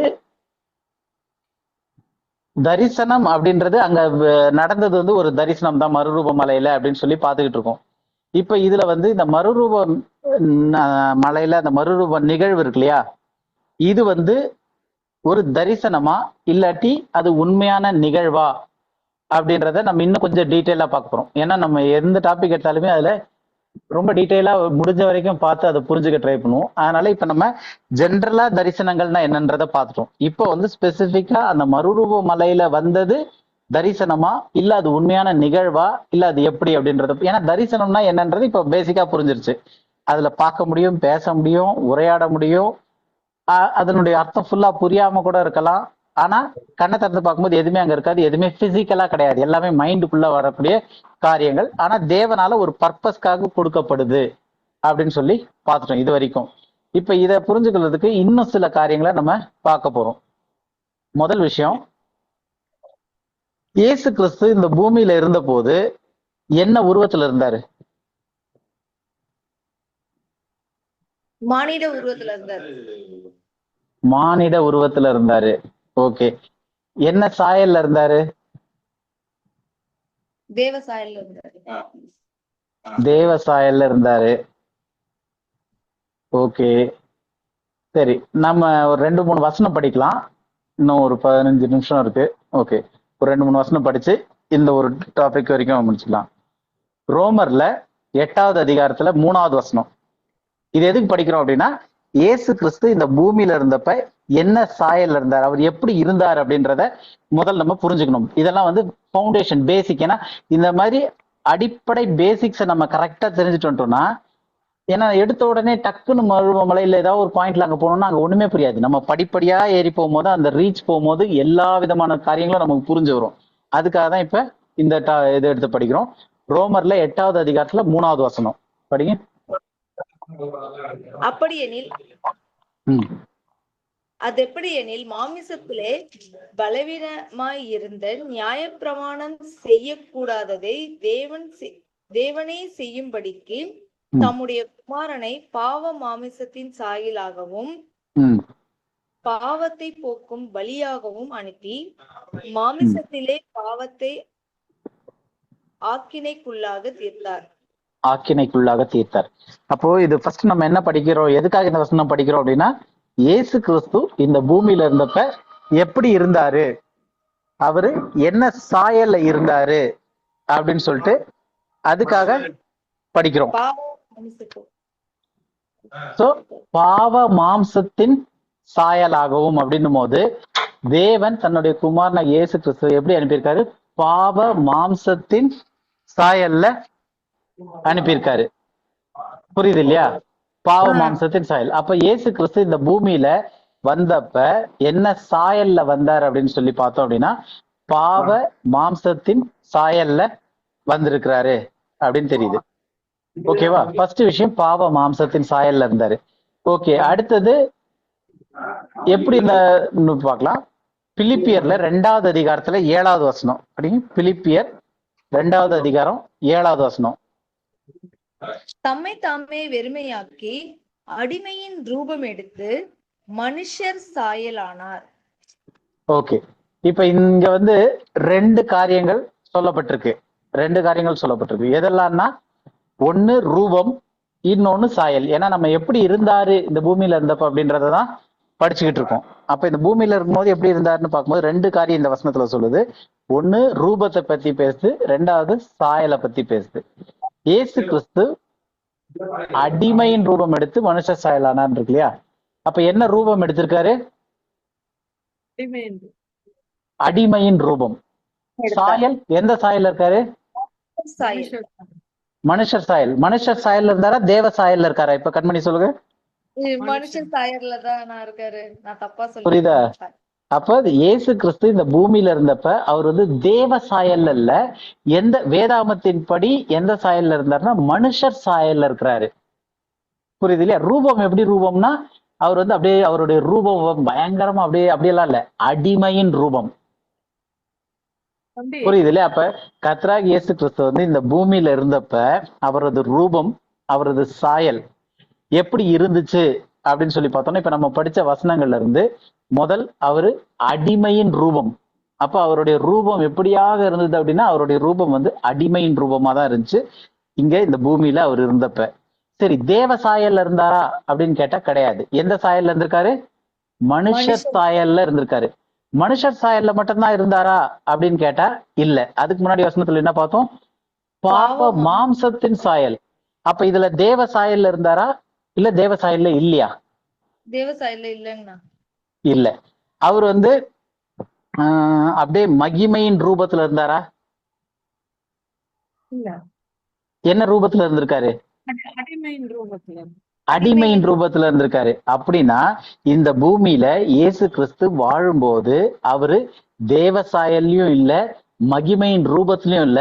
அவர் எப்படி இருந்திருக்காருன்னு வசனம் சொல்லுதுன்னா, அடிமையின் ரூபம், மனுஷர் சாயல், அதுவும் பாவ மாம்சத்தின் சாயல்ல இருந்திருக்கிறாரு அப்படின்னு வசனம் நமக்கு கன்ஃபார்ம் பண்ணுது. இது வரைக்கும் புரியுது இல்லையா? இயேசு புரியுது. கிறிஸ்து இந்த பூமியில, அப்போ சீஷர்களோட அவர் பூமியில, இந்த பூமியில அவர் உலாவி சுத்திக்கிட்டு இருக்கும்போது, சீஷர்களுக்கு நிறைய காரியங்கள் கொடுத்துக்கிட்டு இருக்கும்போது, நமக்கு இன்னைக்கு படத்துல இதுல எல்லாம் காட்டும் போது அப்படியே இயேசு கிறிஸ்து படம் காமிச்சோடனே அது அப்படியே பிரகாசமா ஒயிட் லைட் மாதிரி அது ஒரு சுத்தி அப்படியே ஒரு ஒளிவட்டம் எல்லாம் காட்டிடுறாங்க. ஆனா பைபிள் படி அவருக்கு எந்த ஒளிவட்டமும் இல்ல. அவர் வந்து எந்த இதுல இருந்திருக்காரு? அடிமையின் ரூபத்துலதான் இருந்திருக்காரு. ஒரு மகிமையின் ரூபம் அவருக்கு வரல. அதே மாதிரி தேவ சாயல்ல இருந்தாரா அப்படின்னு கேட்டா இல்ல, மனுஷர் சாயல்ல இருந்தாரு. அதுவும் எந்த மனுஷர்னா ஆதாம் தேவ சாயலே சிருஷ்டிக்கப்பட்ட ஆதாம் ஆச்சு, அந்த மனுஷர் சாயல் கிடையாது. பாவ மாம்சத்தின் சாயல்ல தான் இயேசு கிறிஸ்து இந்த பூமியில இருந்தப்ப இருந்திருக்கிறாரு, சீஷர்களோட இருந்தப்பையும் இருந்திருக்கிறாரு. புரியுது இல்லையா? அப்படின்னா இயேசு கிறிஸ்து எப்ப மகிமைப்பட்டார்? எப்ப மகிமைப்படுத்தப்பட்டார் இயேசு கிறிஸ்து? ஏதாவது ஐடியா இருக்கா?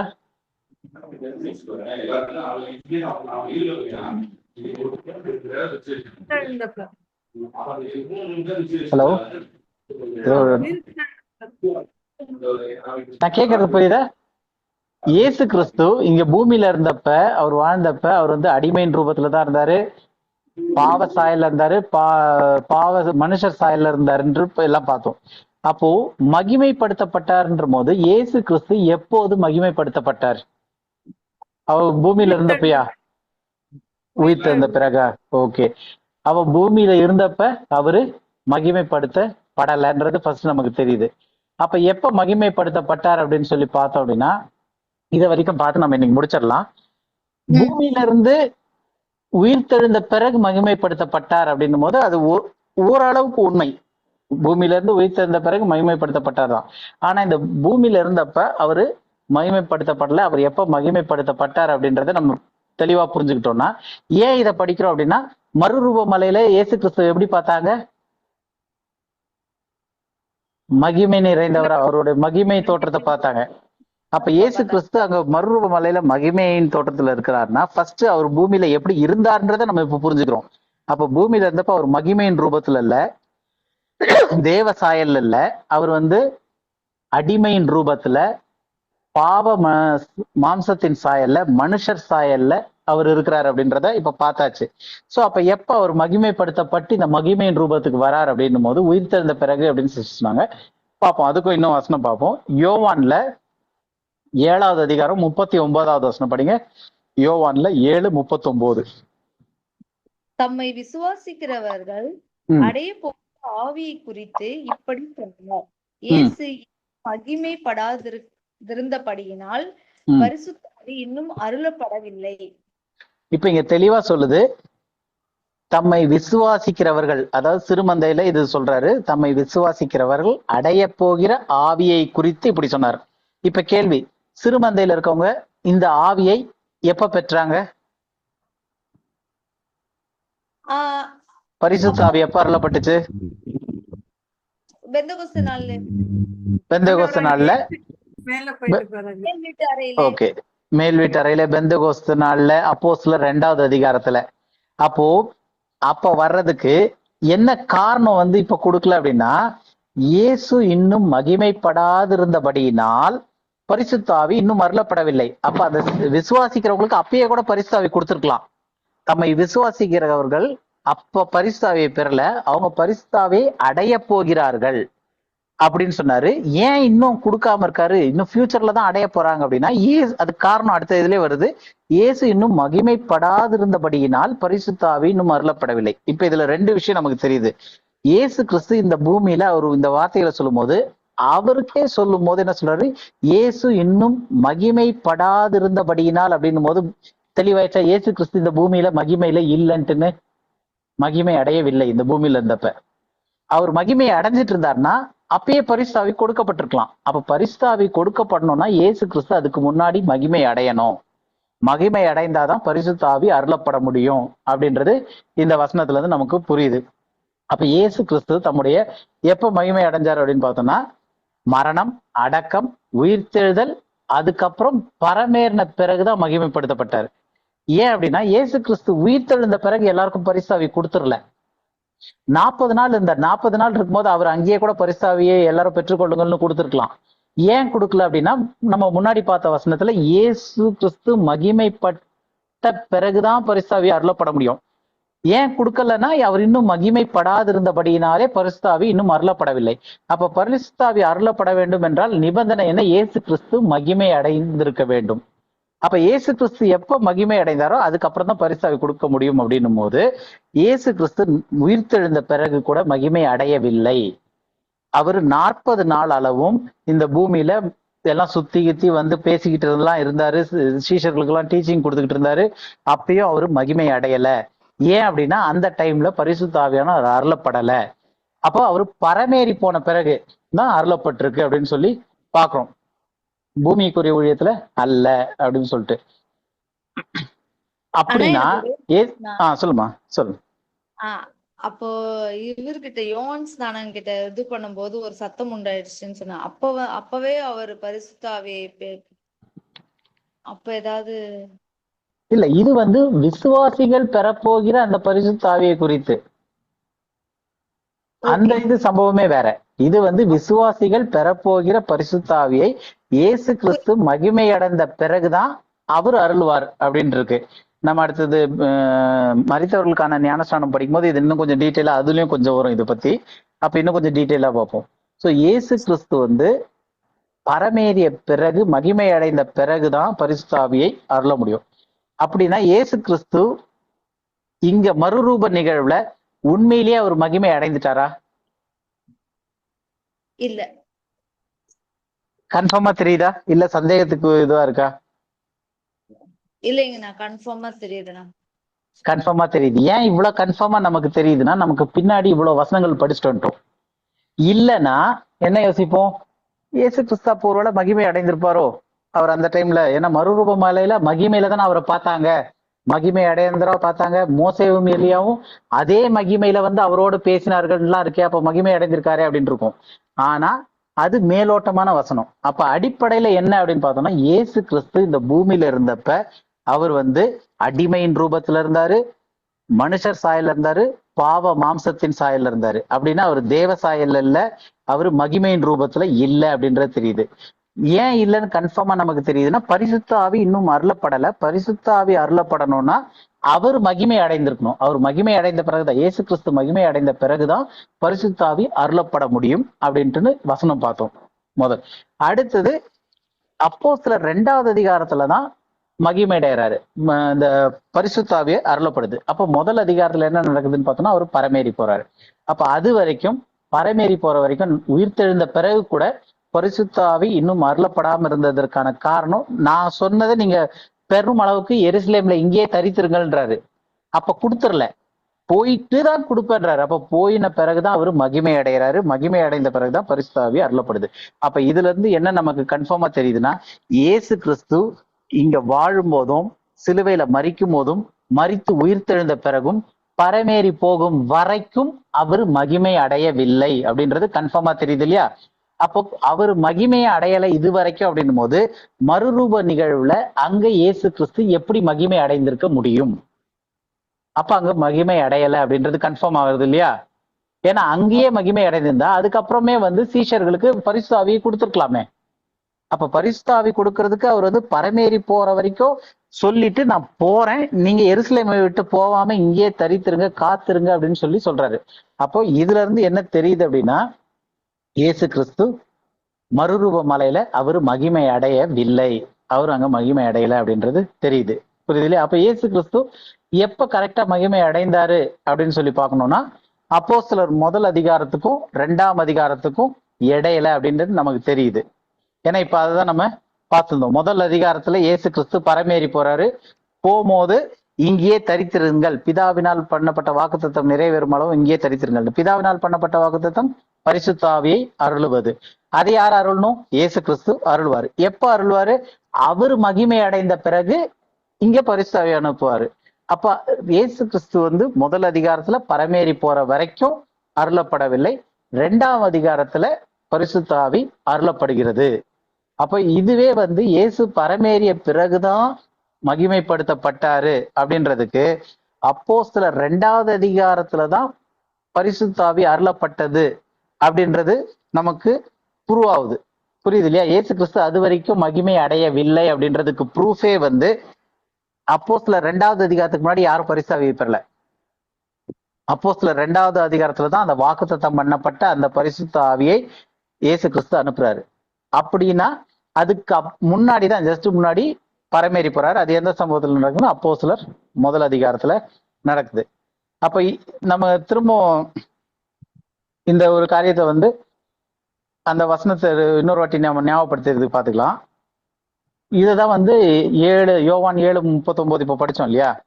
அதுல வந்து இயேசு கிறிஸ்து மகிமை அடையாதிருந்தால் ஆவி அருளப்பட மாட்டாதுன்னு அதுல வந்து இதே விஷயம் தான் சொல்லியிருக்கு. இயேசு இன்னும் மகிமைப்படாதபடியினாலே பரிசுத்த ஆவி இன்னும் அருளப்படவில்லை அப்படின்னு சொல்லி பார்ப்போம். அப்போ இயேசு கிறிஸ்து இந்த பூமியில இருந்த போது மகிமைப்படுத்தப்படவில்லை அப்படின்னா இதுவே வந்து எதுக்கு ப்ரூஃப் ஆகுதுன்னா, இது வந்து மறுரூப நிகழ்வுல இயேசு கிறிஸ்து நிஜத்துல மறுரூபமாகவில்லை. மறுரூபம்னா என்ன? அவருடைய முக ரூபம் மாறிற்று, சூரியனை போல பிரகாசித்ததுன்னு அந்த நேத்து போன வாரம் அந்த மறுரூப நிகழ்வுல நடந்த காரியங்கள் எல்லாம் பார்த்தோம் இல்லையா?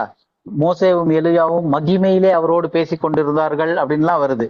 சோ இந்த எந்த காரியமும் மேல படிச்ச இந்த வசனம், அதாவது இந்த வசனங்களுக்கு படிச்சுட்டு வந்ததுல இருந்து இயேசு கிறிஸ்து இந்த பூமியில இருந்த போது மகிமைப்படவில்லை அப்படின்றது நமக்கு தெளிவாயிருச்சு. அப்ப மகிமைப்படவில்லை, அவர் மரித்து அடக்கம் பண்ணப்பட்டு உயிர்த்தெழுந்து பரமேறி போற வரைக்கும் மகிமைப்படவில்லை அப்படின்னும் போது இதுவே என்ன ப்ரூஃப் சொல்லுது அப்படின்னா, மறுரூப நிகழ்வுல இயேசு கிறிஸ்து நிஜத்துல மறுரூபமாகவில்லை, மகிமையில வரவில்லை அப்படின்றது இதுல இருந்தே நிரூபணமாகுது. புரியுது இல்லையா? புரியுது. இல்ல இதுல அப்ப தெளிவா நமக்கு தெரியும், இயேசு கிறிஸ்து மறுரூப மலையில வந்து மறுரூபமானது வந்து ஒரு தரிசனமா இருக்கக்கூடும், ஆனா நிஜத்துல அது கிடையாது அப்படின்னு சொல்லிட்டு இப்ப நம்ம என்ன பார்த்துக்கிட்டு இருக்கோம் அப்படின்னா, மறுரூப மலையில நிஜமா இல்லாட்டி அது வந்து ஒரு தரிசனமா. தரிசனத்துல இருக்கிறது எல்லாமே வந்து மைண்ட்ல தோணக்கூடிய விஷயங்கள், நிஜத்துல கிடையாது. கண்ணு திறந்து பார்க்கும்போது அது லிட்டரலா உண்மையிலேயே ஒண்ணுமே கிடையாது அப்படின்றதுதான் நம்ம ஃபர்ஸ்ட் தரிசனத்தை பத்தி பார்த்தோம். இப்ப அந்த சம்பவம் தரிசனம் தான் அப்படின்றதுக்கு மற்ற வேத வசனங்களினுடைய அடிப்படையில அதை நம்ம நிரூபிச்சுக்கிட்டு வரோம். இயேசு கிறிஸ்து அங்க மறுரூப மலையில அவரு மகிமை அடையல, அது சீஷர்களுக்கு வெறும் ஒரு தரிசனம் மட்டும்தானே தவிர அது அங்க கிடையாது அப்படின்னு சொல்லிட்டு இது வந்து எதுக்காக படிச்சோம்னா, இப்ப இயேசு கிறிஸ்துவே இன்னும் மகிமை படல, அங்க மகிமை ஆகல, மகிமை அடையல மறுரூப மலையில அப்படின்னும் போது மோசேவும் எலியாவும் அங்க எப்படி மகிமையில வந்து பேசியிருக்க முடியும் அப்படின்றதெல்லாம் அடுத்த வாரத்துல படிச்சு நம்ம நெக்ஸ்ட் வீக்கோட இந்த டாபிக் ஓரளவு முடிக்கிறதுக்கு ட்ரை பண்ணுவோம். வேற ஏதாவது கேள்விகள் ஏதாவது இருக்கா? கேள்விகள் சொல்லுங்க. இந்த விஷன் வந்து பீட்டர், ஜேம்ஸ், ஜான் எல்லாம் 3 பேரும் ஒன்னா பார்த்தாங்களா ஒரே விஷயம்? ஆமா, 3 பேரும் ஒன்னா பாக்குறாங்க. ஏன்னா சொப்பனம்ன்றது வந்து தொல்லையின் மிகுதியினால் சொப்பனம் பிறக்கும்லாம் சொல்றாங்க. ஒவ்வொருத்தருடைய இண்டிவிஜுவல்ல வரும். இது வந்து பர்பஸ்ஃபுல்லா அதான் சொன்னோம், இந்த விஷனுக்குன்றது ஒரு பர்பஸ் இருக்கு, ஒரு டிவைன் பர்பஸ், அதை நிரூபிக்கிறதுக்கு, அதை சொல்றதுக்கு. ஸோ நெக்ஸ்ட் வீக் வந்து நம்ம ஏன் பார்க்க போறோம்னா, என்ன பார்க்க போனா, பேதுரு, யோவான், யாக்கோபு இவங்களுக்கு இந்த விஷன் ஏன் வந்துச்சு. ஏன்னா விஷன்ன்றது வந்து நமக்கு இப்ப தெரியும், ஆண்டவர் தான் அதை கொடுக்குறாங்க அப்படின்னு சொல்லிட்டு ஒரு பர்டிகுலர் பர்பஸ புரிய வைக்கிறதுக்காக.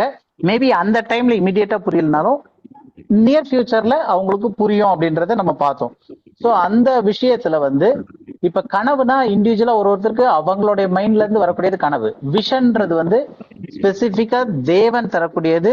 அதுல வந்து எதுவுமே லிட்டரலா இருக்கணும்னு அவசியம் கிடையாது. கான்வர்சேஷன் நடக்கலாம், நம்ம சவுண்ட் கேட்கலாம், பார்க்கலாம். பட் எல்லாமே வந்து ஒரு டிவைன்லி பர்பஸ்க்காக, ஒரு ஸ்பெசிபிக் ரீசனுக்காக, புரிய வைக்கிறதுக்காக தேவன் கொடுக்கறது. அதை வந்து இது வந்து ஒரு மாசா யூனிட்டா ஒரு 3 பேருக்கு கொடுத்திருக்காரு. அது ஏன் 3 பேருக்கு கொடுத்தாரு? மீதி 12 சீஷர்கள் இருந்தாங்க, எல்லாரையும் விட்டு 3 பேரை கூட்டு போய் ஏன் கொடுத்தாரு அப்படின்றதெல்லாம் நெக்ஸ்ட் வீக் நம்ம பார்க்க போறோம் சிஸ்டர். அதையும் சேர்த்து பார்ப்போம் நெக்ஸ்ட் வீக். விஷனை வந்து ஈவன் இயேசு கூட பார்த்தாரா along with these three? எது சிஸ்டர் புரியல, கேள்வி திரும்ப ரிப்பீட் பண்ணுங்க. John கூட the Lord Jesus also saw the same vision. Only these three disciples saw, but the Lord did not see the vision. Lord Jesus Christ கூட அவர் கூட்டிட்டு போயினார்ல மலை மேல. இல்ல, this vision was to Peter, James and John. அந்த விஷன்ல அவங்க வந்து the participants வந்து Moses, Elijah in the glory and Jesus Christ in his glorious form, இது எல்லாமே வந்து இவங்க பாக்குறாங்க. ஆனா இந்த விஷன் வந்து இவங்க 3 பேருக்கு தான் வருதே தவிர, இந்த விஷனோட எண்ட்ல வந்து இயேசு கிறிஸ்து தொடும் போது அங்க வேற யாரும் இல்லைன்னு இருக்கும். சோ இந்த விஷன் வந்து ஸ்பெசிபிக்கா வந்து for a purpose to those 3. இயேசு கிறிஸ்துக்கு இந்த விஷன் சொல்ல வேண்டிய அவசியம் இல்ல. அது வரல, அவர் சும்மா பிரேயர் பண்றதுக்கு போயிருக்காரு. ஆமா, இவங்களுக்கு தான் அந்த விஷன் for a purpose. அது என்ன பர்பஸ்ன்றதும் நம்ம நெக்ஸ்ட் வீக் பார்க்க போறோம். ஏன்னா every vision has a purpose. ஒரு டிவைன் பிளான்ல ஒரு பர்பஸ் இருந்துச்சு. அந்த பர்பஸ் நமக்கு புரியலனா தான் எல்லாமே கன்ஃபியூஸ் ஆயிடுறது. எல்லாமே இப்போ வரைக்கும் விஷன்ஸ் வந்துகிட்டு இருக்குன்றாங்க இல்லையா? ஸோ அந்த மாதிரி. ஸோ இந்த ஸ்பெசிஃபிக்கான விஷனுக்கு ஒரு பர்பஸ் இருந்துச்சு. எதுக்காகன்ட்டுன்னு நாட் ஓன்லி த பர்பஸ், எதுக்கு இந்த 3 பேரு கூட்டு போனார் அப்படின்றதும் ஒரு காரணம் இருக்கு. ஸோ அது நெக்ஸ்ட் வீக் நம்ம அதை பார்த்து முடிச்சிடலாம் சார். நெக்ஸ்ட் வீக் அதெல்லாம் வந்துடும். வேற ஏதாவது கேள்விகள் இருக்கா?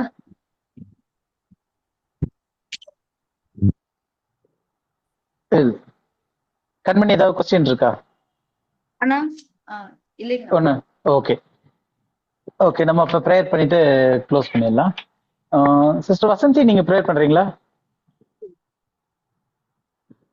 நல்ல தாவப்பனே, உண்மை துதிக்கிறோம், ஸ்தோத்திரிக்கும் கர்த்தாவே. இந்த நாளில கூட எந்த விதமான தடையும் இல்லாமல் அப்பா எங்களுக்கு இந்த பைபிள் ஸ்டடி நடத்த கிருபை தந்தீர். ஆரம்பிக்கும் போது ஒரே மழையாகவும் ஆண்டவரே அப்பா சூழ்நிலை சாதகம் இல்லாமல் இருந்தது கர்த்தாவே. அப்பா எங்களுக்கு அந்த அனுகூலமான நேரத்தை தந்து இந்த 1.5 hours அப்பா உன்னுடைய வசனத்தை ஆழமாக தியானிக்க கிருபை தந்தீர். அதற்காக நன்றி சொல்லி கொடுத்ததுக்கு அந்த மகனையும் இந்த குடும்பத்தையும் உங்க கருத்திலே கொடுக்கிறோம் அப்பா. எவ்வளவு காரியங்கள் அப்பா நாங்கள் நினைத்ததெல்லாம் இப்பொழுது அர்த்தம் வேறு மாதிரியாக ஆண்டவரே ஆழமாக புரிகிறது. அதற்காக நன்றி அப்பா. கொண்டு அந்த ஒவ்வொரு ஆத்மாவையும் நீர் ஆசீர்வதித்து நாங்கள் படித்தது ஒவ்வொன்றும் எங்கள் மனதிலே ஆழமாக பதிய அந்த மற்றவர்களுக்கும் நாங்கள் போதிக்க நீர் கிருபை அளிக்கும்படியாக ஜெபிக்கிறோம். ஆண்டவரே நீர் காத்துக்கொள்ளும்.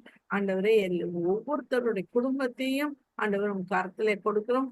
வர தடைப்பட்ட பிள்ளைகளையும் நீர் ஆண்டவரை அழைத்து கொண்டு வரும்படியாக நாங்கள் ஜெபிக்கிறோம். சகல துதி கனமகிமை ஒருவருக்கே செலுத்தும் நல்ல பிதாவே, ஆமென்.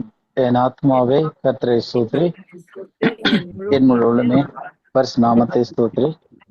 என் ஆத்மாவே கர்த்தரை ஸ்தோத்திரி, பரிசுத்த சகலவன் மருத. ஆமென். Praise the Lord. Praise the Lord. Praise the Lord. Thank you. Praise the Lord. Praise the Lord.